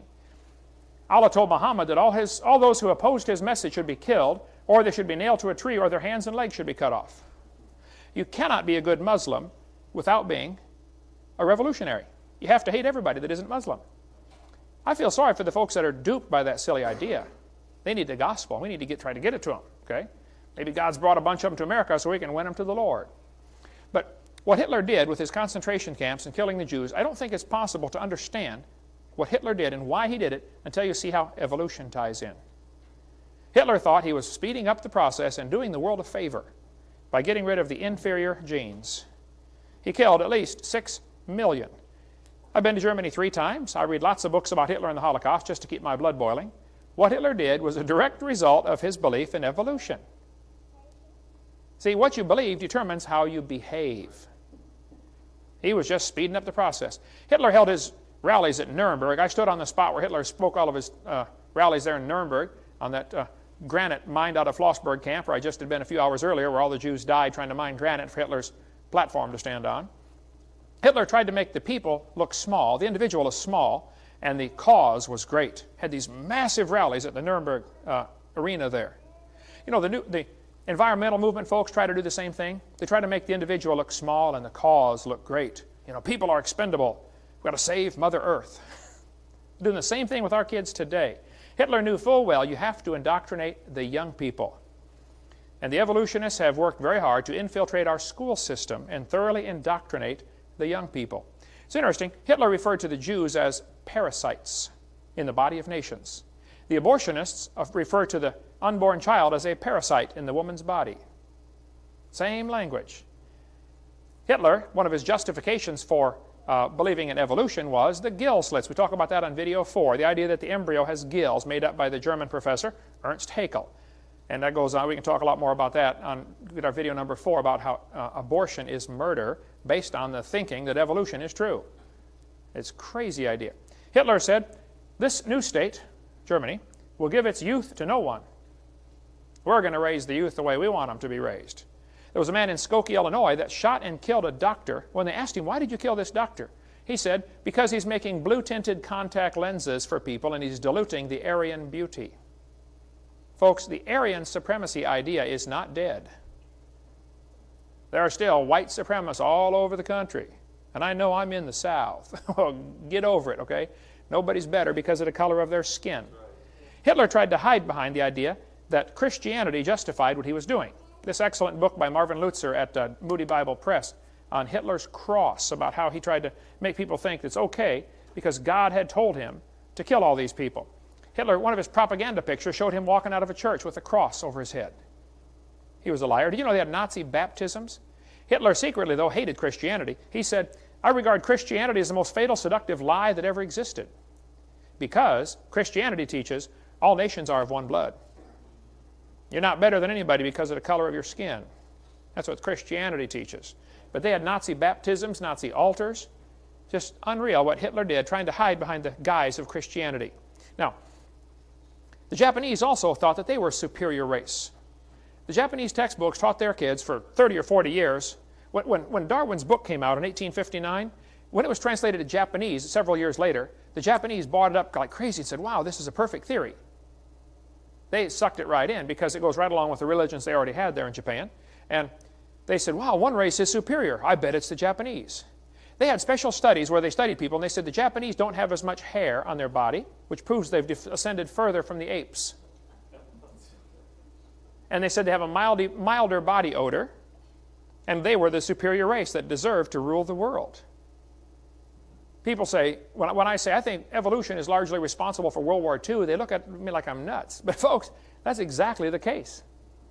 Evolution is also the foundation philosophy for the New World Order. We cover lots on this on our college class, CSE 103, where my 17-hour seminar is stretched out to 60 hours, where we chased every rabbit and kicked every dog that walked by. That's a whole lot of stuff on our college course there. The United Nations has plans for a one-world government. The United Nations wants to establish a UN military force that can intervene in internal events in any country. They want to eliminate the veto power of the United States. They want to give the UN jurisdiction over the Earth Commons. That means the United Nations decides who owns, the rivers and everything in Earth. This is from a speech given by the Secretary General in September of 2000. They've already divided up the world into 10 regions. For years I was taught the the old Roman Empire is going to be revived in the last days, and we're going to have the 10, the vision in the book of Daniel. 10 kings are going to get together and give their power to one king. And then I think we've been maybe missing something here, brother. Maybe it's not 10 countries in Europe going to unite. Maybe it's 10 regions of the world. Maybe this last vision of Daniel was the whole world uniting.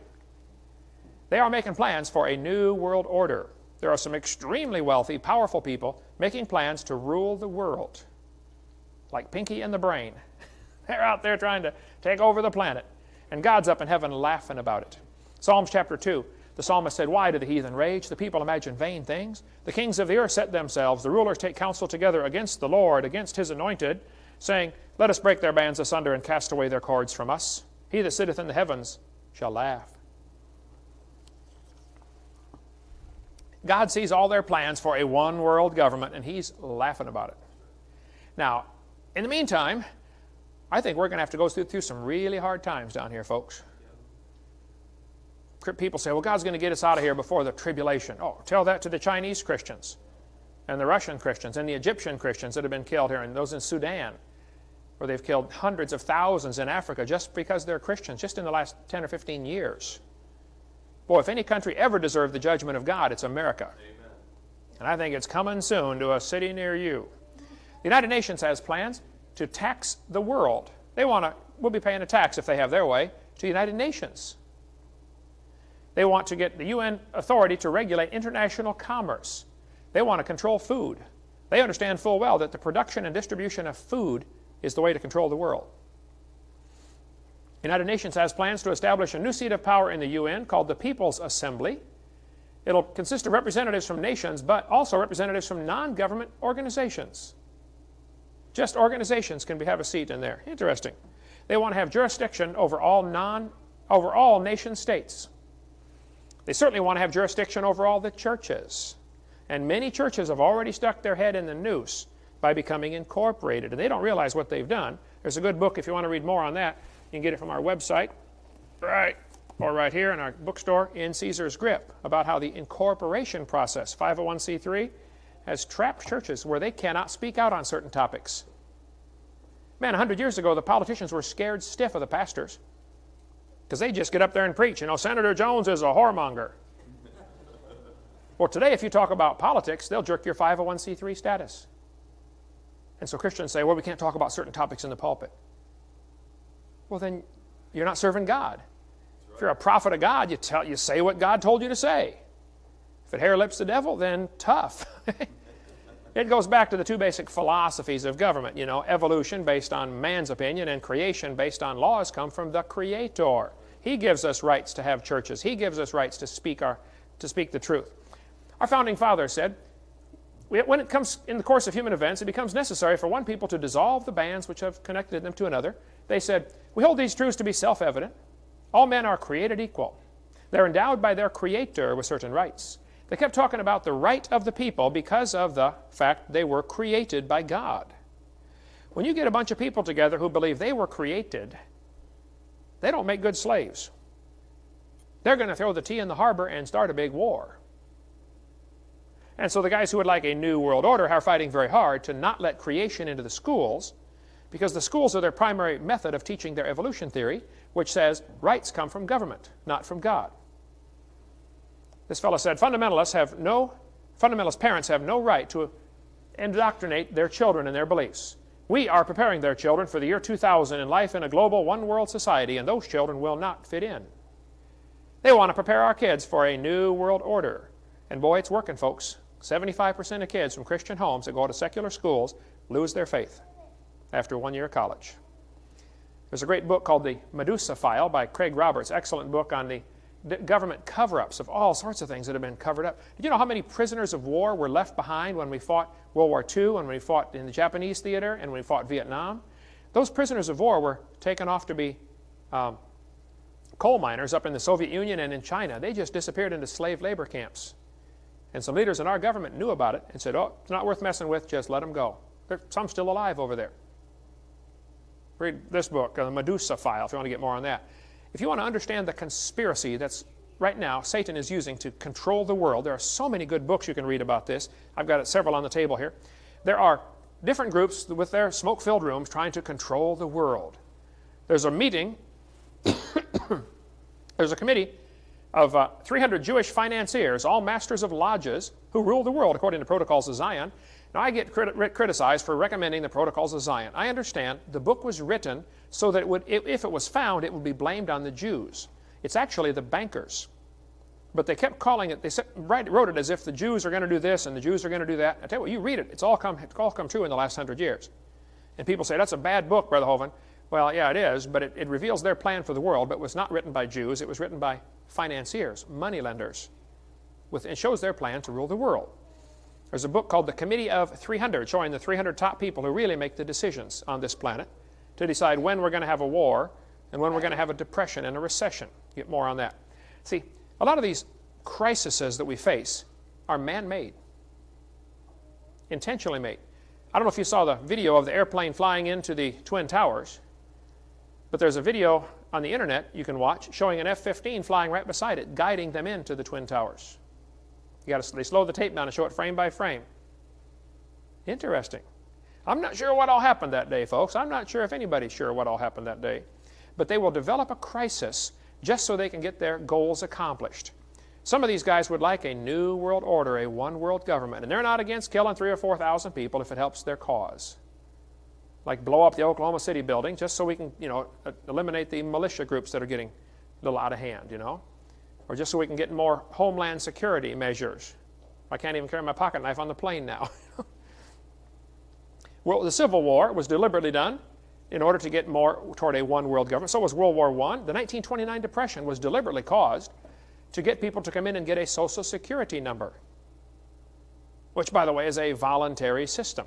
The Cuban Missile Crisis was deliberate. See, the Russians, they have a technique. They say, we'll take 2 steps forward and 1 step back, and everybody thinks we retreated. They wanted a missile base. They wanted a military base in Cuba. So they put in a military base and missiles. Kennedy huffed and puffed about the missiles, the big missile crisis in '62, and they took the missiles out, we think. and left the military base. 2 steps forward, 1 step back, they're further toward the goal. They've done that all over the world. Oklahoma City was blown up by apparently some terrorists, obviously, but it wasn't the truck bomb in the street that blew that building up, folks. There's a whole lot more to it than that. You want to get a hold of Ben Parton, the Air Force general in charge of explosives. He said, I know what blows buildings up. I've been doing this for 30 years. He said a truck bomb did not blow up that building. There were bombs in the basement around the pillars, sheared the pillars off. Talk to Ben Parton. There's his phone number right there if you don't believe me. Got a great videotape about that. In order to get anti-terrorism legislation passed that had been stalled in Congress, that's why I think those buildings came down. The TWA bombing was done deliberately to get rid of some people who were going to go testify against Bill Clinton, apparently. There's been so many conspiracies, and I read all this stuff and listen to all these things and read lots of books on it. But folks, it doesn't matter in a bigger sense. I think we as Christians need to be wise as serpents and harmless as doves. I'm going to share with you tonight what I think the solution is. What should we be doing in light of the fact that there's a new world order coming down upon us and Christians are not going to be welcome? This fellow said, we're on the verge of a global transformation. All we need is the right major crisis and the nations will accept the new world order. I'll tell you what, when they're bombing your cities, people will give up their rights in order for safety. I think it was Ben Franklin said, those who will give up their rights for peace and security will have neither peace nor security. Bible says, this know also in the last days perilous times shall come. Folks, there are bad times coming. I'm not going to get up here and say, everything's going to be fine. I feel like something good's about to happen to you. I feel like something bad's about to happen to everything. Okay? Get ready. I got 2 grandkids, more coming. I'm not excited about bad times coming, but folks, it's coming. What they do, they think of some excuse, create a crisis so the president can declare martial law, which of course sets aside the Constitution. Presidents are now actually ruling by executive order. There have been 13,000 of these given. Abraham Lincoln gave the first one ever in America, ordering 75,000 troops to invade the South. As it was Lincoln's War, not the Civil War. Another long story on that one. We covered that on seminar on a college class, CSE 103. What they'll do, these rich folks will get in their mind what they want to accomplish, and how to get more control over the world, and then they develop a crisis to get people to do what they want. They are laying plans for a one-world government. And now the presidents, ruling by executive orders, have totally bypassed the Constitution. We could talk for hours on the executive orders. I've got a list of quite a few of them here. In case of an emergency, though, they have the authority to take over all food supplies, take over all vehicles. If your vehicle is state registered, they can come take it if they want it. Commandeer your vehicle. They can take away all the American people for workforces. They have to take over all the health, education, and welfare facilities, take over all the airports, register all men and women for the draft, force relocation centers, take over all the railroads, inland waterways, storage facilities. FEMA is going to provide the muscle to do this. The Federal Emergency Management Act. Those are the guys to watch, the ones that make me real nervous. They're going to be the enforcers. See, no dictator can really do anything without somebody to enforce his will on the people. Hitler never shot anybody, but people did. On March 17, 2003, George Bush told the Iraqi soldiers to disobey if they're given orders to use poison gas or set the wells on fire, didn't he? How many heard that? He said, you guys are going to be judged as war criminals if you do these things after we win. Want to listen carefully. Soldiers, some of you are in the military here. You took an oath to defend the Constitution against enemies foreign and domestic. Is that right? What if the domestic enemy is your boss? Who's your authority to? Who's your elite? Is it to God? It's going to be a tough time for Christian soldiers. They're going to have to make a decision to stand up and say, okay, I'm going to do what God says. Sometimes there are conflicts between authorities. Kids know this. They try to get mom to say one thing and dad to say another. Try to create a conflict in the authority chain, right? Kids are good at that. Well, God's the ultimate authority. And if I was a soldier, I would serve my country and I would obey orders until there was an order to disobey something God had said to do. That's where you draw the line. I'm sorry, I just simply can't do that, sir. I refuse. You say, they're going to court-martial me. Oh, so money's more important than God's will, huh? That's what it boils down to. That sometimes it is always right to disobey evil orders. Many of you took an oath to defend this Constitution. Now, do it. Tyrants cannot succeed without enforcers. Hitler never shot anybody. He told people to do it, and they did it for him. Okay, who's doing all this, and why, and what are we supposed to do about it? There are many people involved in the plans for the New World Order. We have the United Nations. We have the World Council of Churches. We have the Council of Foreign Relations. You want to get more on that? You'd want to read, and a lot of these books are referenced on my website, where you can get more information on these books that are, if you want to go down deep on these topics. There's the Trilateral Commission, the Bilderbergers, the International Monetary Fund, IMF, the International Bankers, the Club of Rome, the Communists, the Socialists, the National Education Association, NEA, very much involved. And by the way, teachers, if you're a teacher in a public school, get out of the NEA.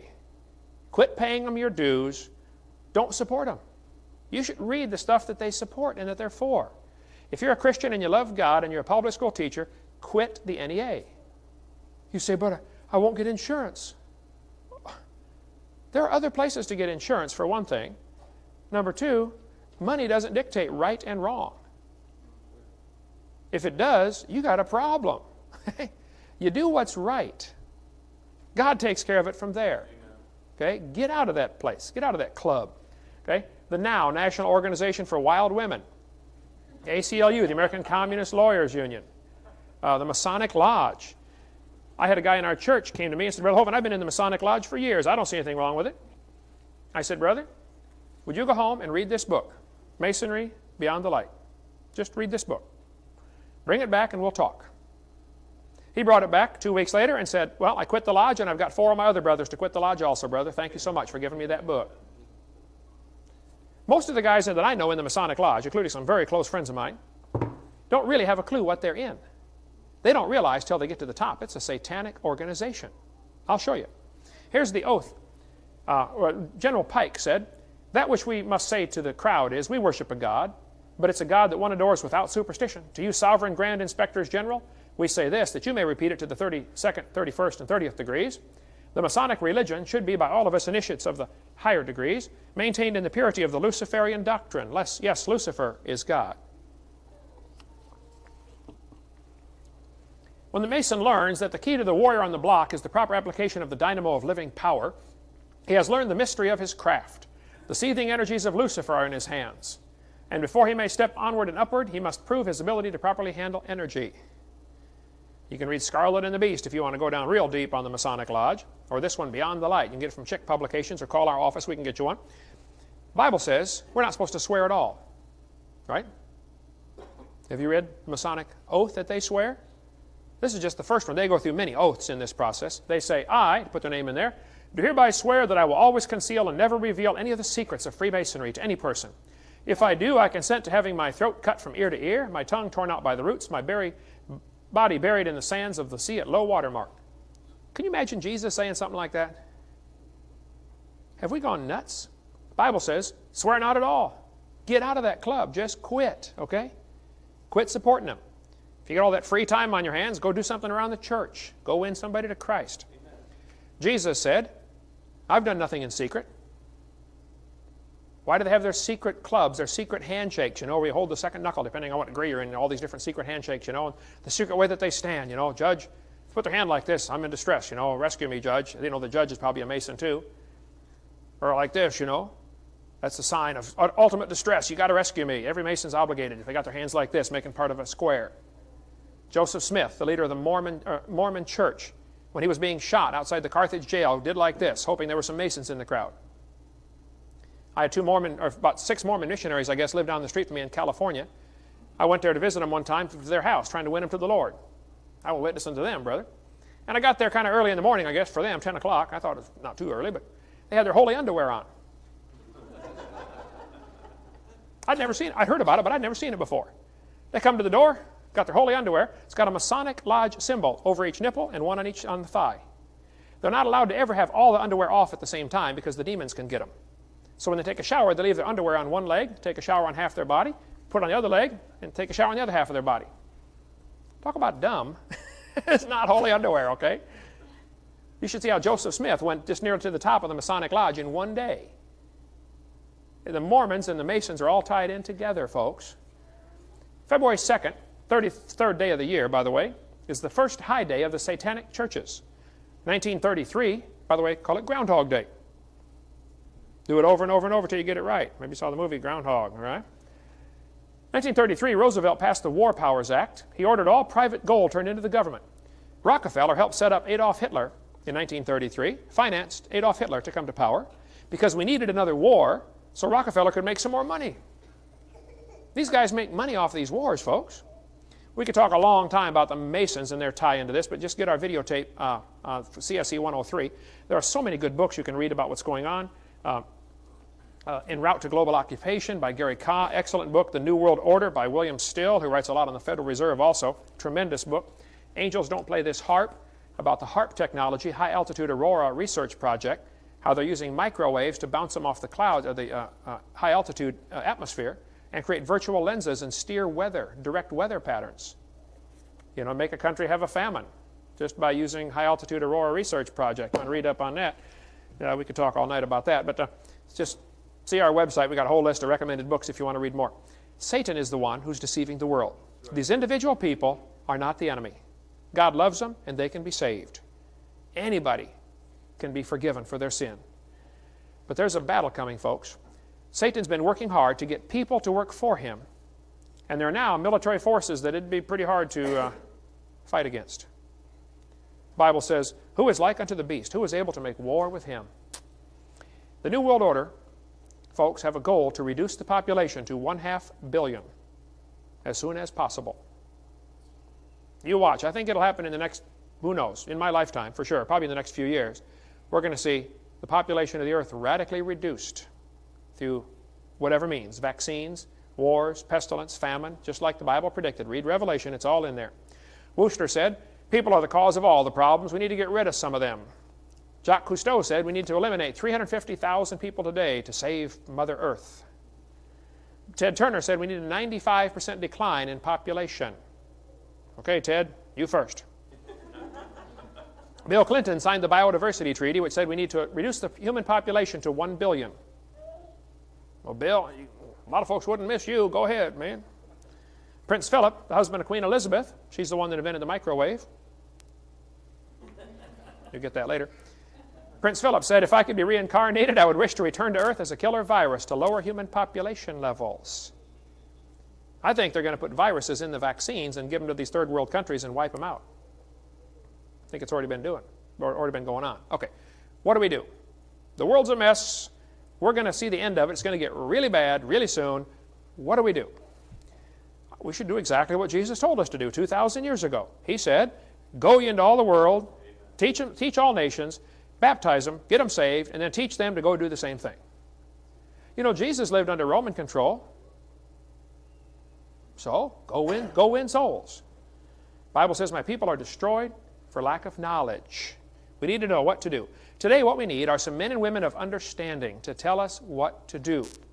In the book of Proverbs, it says, by a man of understanding and knowledge, the state thereof shall be prolonged. We need somebody who understands what to do. The Bible says in Deuteronomy, take wise men and understanding and known among the tribes, and I will make them rulers over you. Solomon said, give therefore thy servant an understanding heart, that I may discern between good and bad. The Bible says Abigail was a woman of good understanding. And beautiful. That don't hurt, you know, but she was good understanding, okay? She knew what to do. In the book of Ezra, it says they sent for all these guys, you know, Eliezer and etc., men of understanding. By the good hand of our God upon us, they brought us a man of understanding. The men of Issachar were men of understanding of the times to know what Israel ought to do. We need some pastors to be men of understanding to know what they ought to do. We need some dads to understand what's going on and understand what you ought to do with your family. Dads, that's your family. You're going to stand before God one of these days and be judged for how they turn out. Take command of the situation. People say, oh, my kids won't obey. Are you feeding them still? Are you clothing them? Are you giving them a place to sleep? Hey, if they're going to sleep under my roof and eat my food, they're going to do what I say. Amen. Period. Okay. My 3 kids all turned out serving the Lord, all working for me in my ministry. Now, they're not perfect by a long shot, but they can tell you, boy, when Dad said it, he meant it. This is the way it's going to be, son. You're not going to do that in my house. Oh, yeah? Yeah. I'll show you. I'm paying the bills. You know, as soon as you want to take over the bills, then you can take over the control. Meanwhile, shut your mouth. I think it's time to get motivated, folks. There's a real serious problem coming, looming on the horizon. We're going to see real serious trouble in America. what do? Well, the first mention of Caesar in the Bible is in Matthew 22:17. Tell us, therefore, what thou thinkest. Is it lawful to give tribute unto Caesar or not?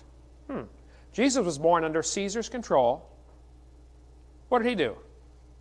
He ignored him. Just go win souls. So 12 things we need to do. Number one, you need to realize God's in control. He's the potter. We are the clay. Shut up. Sit still. Let him do something with you. Okay? Be still and know that he is God. Let him put you where he wants you and make out of you what he wants, whatever he wants to make out of you. He's the potter. Number two, be wise as serpents. I think we stick our head in a lot of nooses and let them hang us. And we could talk a long time about all the different ways that we have created a nexus of relationship with the government. Churches do that by getting 501c3. People do that by getting marriage licenses and driver's licenses and Social Security numbers and on and on and on. We cover all that on our CSE class 103. Number three, be careful for nothing. Careful means full of care. I see people that are worried and nervous. Wow, what's going to happen? The New World Order's coming. They're going to come kill everybody. Well, go win some souls. Number four, pray for those in authority. We're his children. Obey his orders. Preach the gospel. Be the salt of the earth. Salt irritates. Some of these Christians are so worried about offending somebody. Who cares? I want to please God. Nothing else is going to matter, folks. Use your influence. Everybody has influence. Some of you ought to get on the school board. I hear people say, well, Christians shouldn't get involved in politics. Oh, tell that to King David, King Solomon. Yeah. Daniel, he was involved in politics. I mean, read your Bible. Of course we ought to get involved, right? We need to teach the truth about creation. You know, in Acts chapter 17, there are only two great sermons in the book of Acts. Acts 2, Peter preached on Pentecost, spoke in one language. They heard him in 17 languages, an amazing miracle. And he spoke, and he quoted verse after verse after verse. The Jews were familiar with Bible verses. But in Acts 17, Paul preached on Mars Hill to the heathen. He didn't quote one Bible verse. Imagine preaching a whole sermon without one Bible verse. He just said, God that made the world. He talked about creation. And folks, if we're going to reach America, it's going to have to be using the creation message to reach them. The textbooks are teaching the evolution story. Textbooks in Escambia County, right here, are teaching the kids the evolution story. They learned it today. They're going to learn it again tomorrow. This textbook says, life arose from non-living matter present on the early earth. Does that agree with what the Bible says? No. Did we pay for that to go in the classrooms in this town? Yes. Doesn't that bother anybody? Oh, the earth is 4.5 billion years old. The oldest fossils are 3.5 billion years old. Eukaryotes evolved from prokaryotes about 1.5 billion years ago. They just teach it like it's a fact, folks. There's a war going on. Get involved. Do something. If a kid goes to 12 to 16 years to school in this town with what? Over 200 churches in Pensacola? How's he going to view the world? Well, if he believes what he's taught in the textbook, he's going to believe in evolution. Number 9, don't get distracted. Satan's a master at distracting us on absolutely dumb things that don't matter. How many have seen a mobile? You put it over the crib and you wind it up, and the kid lays there and he goes, oh. We get distracted so easily. Average American watches 1,500 hours of TV a year. That's enough time to read your Bible 22 times. No, I don't think you ought to sit around and read the Bible all the day long, but you ought to read it some. The Bible said, I will set no wicked thing before mine eyes. Do you put wicked things in front of your eyes? Folks, we're wicked. That's why we got all this government bureaucracy over us. The Bible says, for the transgressions of the land, many are the princes thereof. That's why we got all these bureaucrats, because we're wicked. The Bible says, righteousness exalteth a nation, but sin is a reproach to any people. Now here's the solution, right here. God told Solomon, if my people, which are called by my name, shall vote Republican, start a militia, store up survival foods. Is that what he said? No.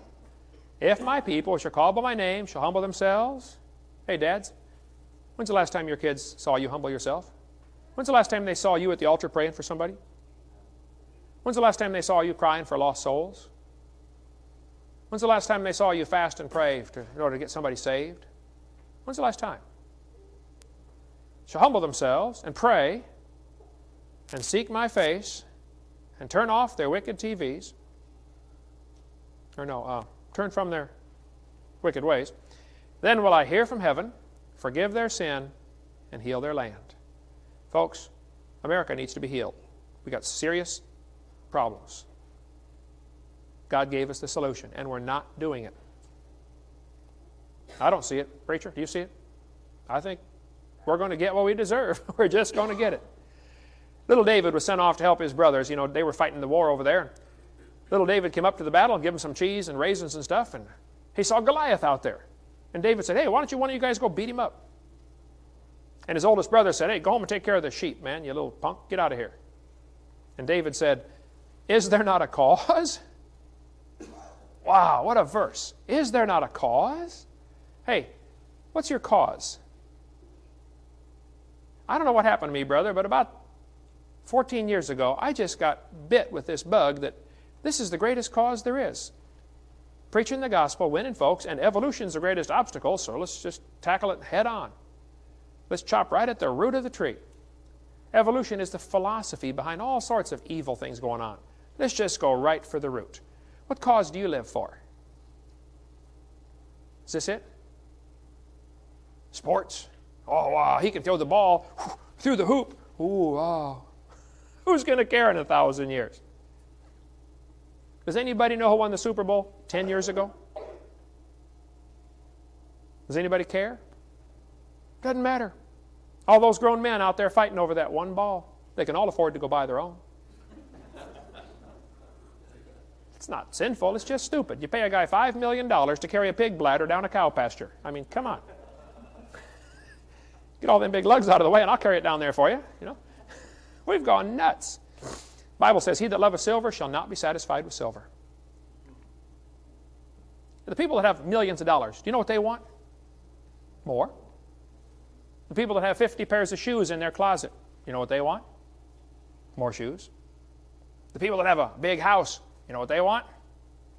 Bigger house. People that have a fast car, you know what they want?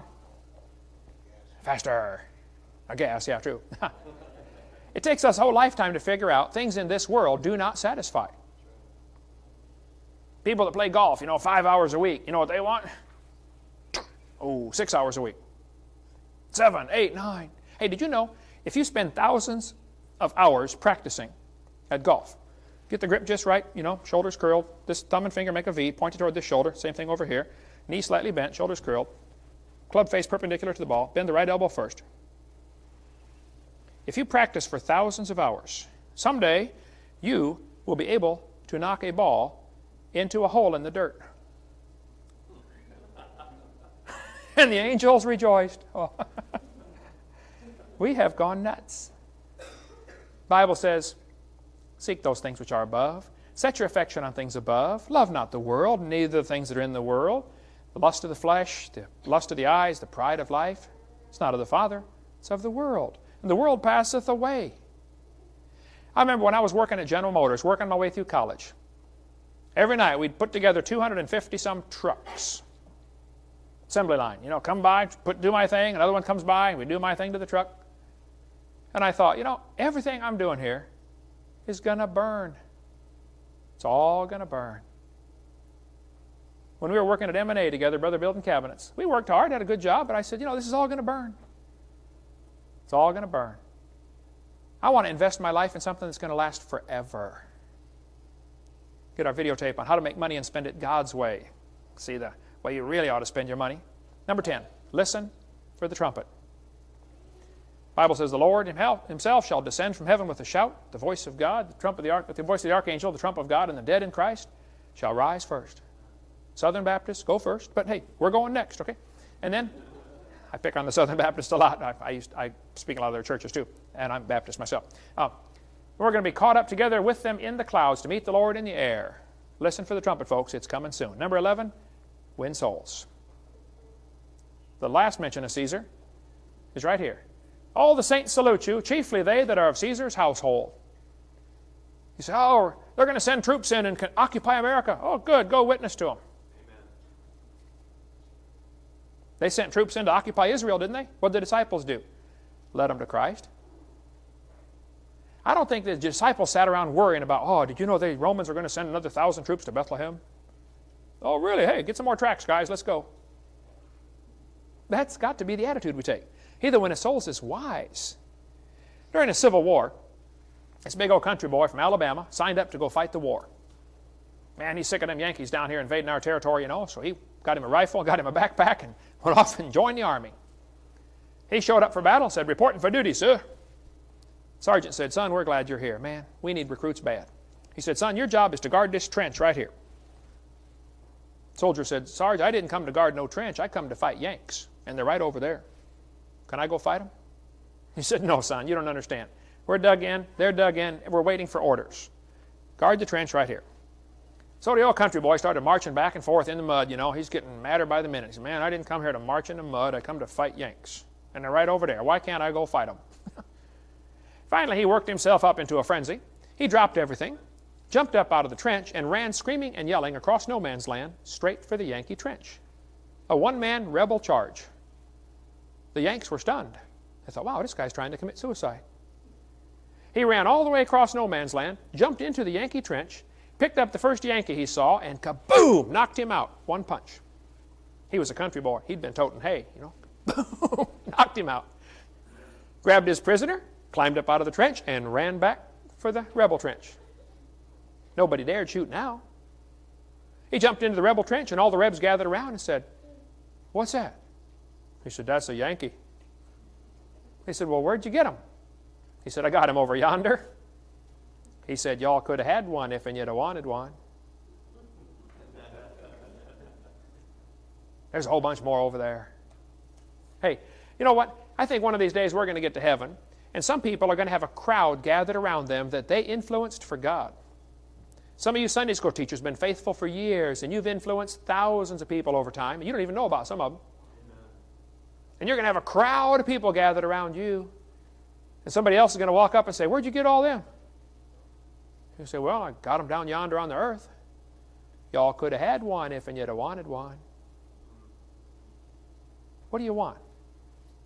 You want to win somebody to the Lord? Or do you want to find out who throws the ball through the hoop?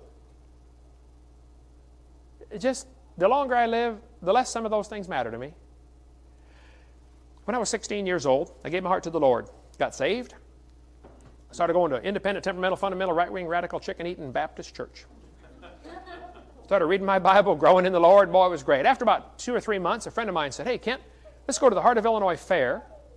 They've got a fair going on there, carnival, you know, and our job is, as this Christian organization is to try to get all these people saved at the fair. I said, I don't know how to get anybody saved. They said, well, don't worry about it. Just come with us. All you got to do is go out and do a survey in the crowd. Ask them a question. Would you like to get to know God better? If they say yes, you bring them to us, and we'll show them how to get saved. I said, great. First night, I went out there, and I'm bringing folks back to the back of the tent, introducing them to the soul winner. I thought, this is good, man. This is fun. Third night, I believe, I'm out there talking to this big old football player, and I said, hey, would you like to get to know God better? He said, yeah, I would. I said, come with me. We went to the back of the tent. I opened up the tent flap, and there was nobody there. I later found out they had been down at the circus, you know. They'd been down talking to the Siamese twins and led one of them to Christ.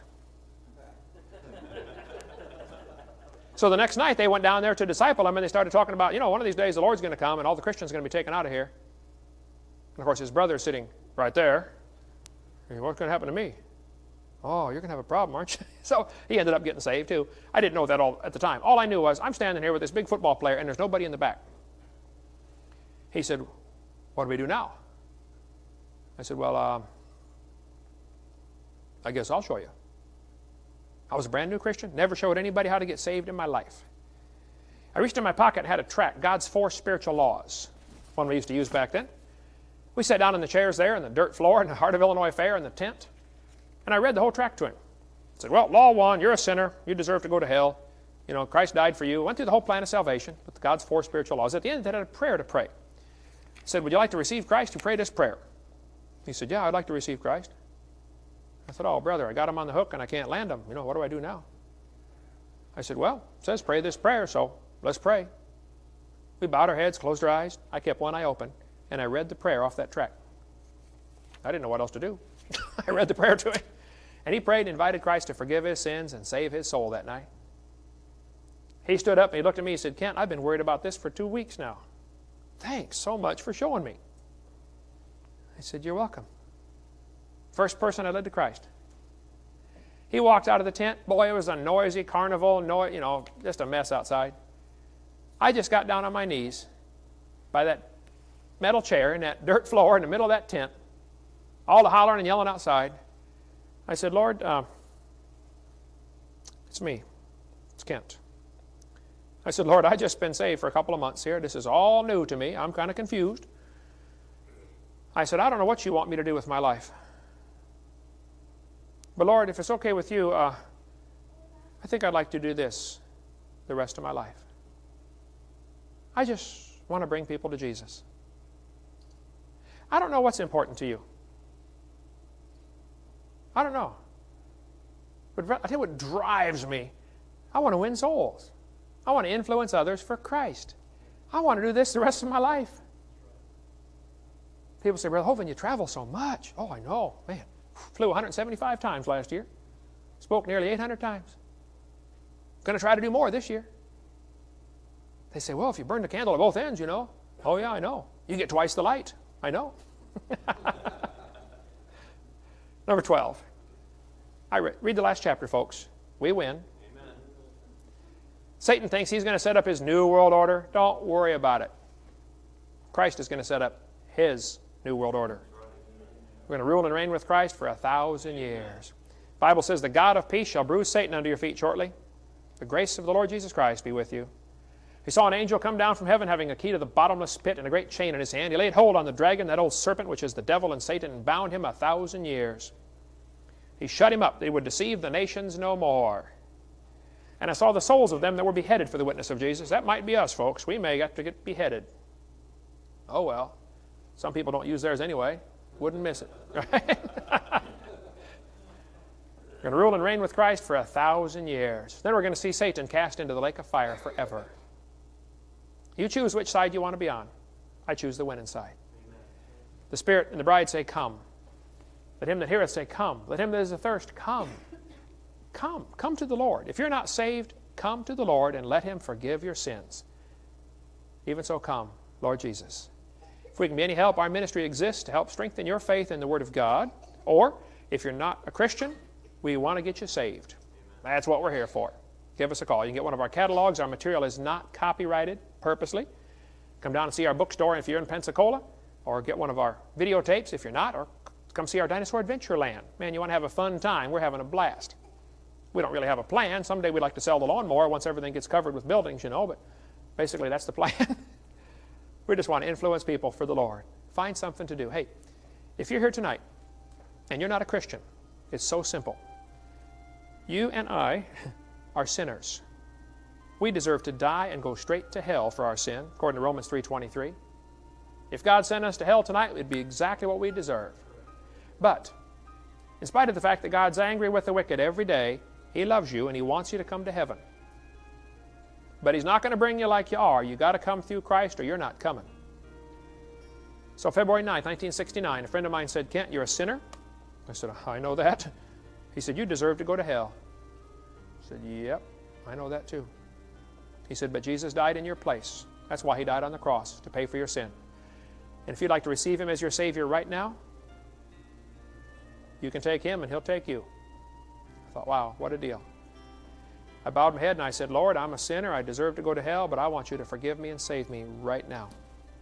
And on that day, I accepted Christ as my Savior. You could do the same thing. There's no magic words. Just get off by yourself and just say something like, Lord, would you please forgive me? God, be merciful to me. I deserve to go to hell. Forgive me and save me. And then write this date down in your Bible, because this is your spiritual birthday. The Bible says, as many as receive Him, John 1:12, to them gave He power to become the sons of God. John 3 says you must be born again to go to heaven. Well, that's how you get born again. As soon as you receive Christ, poof, you're born again. Now you're one of God's kids. Which means He won't send you to hell. He might take you to heaven early if you don't straighten up, but He won't send you to hell. See, some of God's kids, he takes them home and crowns them. Others, he crowns them and takes them home. That's your choice, okay? But well, once my kids got into my family, I was stuck with them. Once you get into God's family, you're stuck, okay? Now, that doesn't mean, you won't get by with things. He may judge you. There's a sin unto death. You can commit sins as a Christian and God will kill you. But he won't send you to hell. He gave you eternal life, not temporary life. Cover all that some other time. If we can be any help, please give us a call. Our phone number and address and website and stuff will come up on the screen here. We want to help strengthen your faith. In video tape number 6, we're going to talk about the flood when God judged this world. What caused the flood in the days of Noah? Then on tape 7, we go through over 3 hours of questions and answers. Things like, where did the races come from? What about carbon dating? What about starlight? How did 60-some questions we try to answer on there on videotape number 7. We want to help try to answer questions, set the record straight. God's Word is true. And if you're not saved, you're going to hell, whether you believe it or not. But you can be forgiven and go to heaven if you'll accept Christ as your Savior. Thank you so much.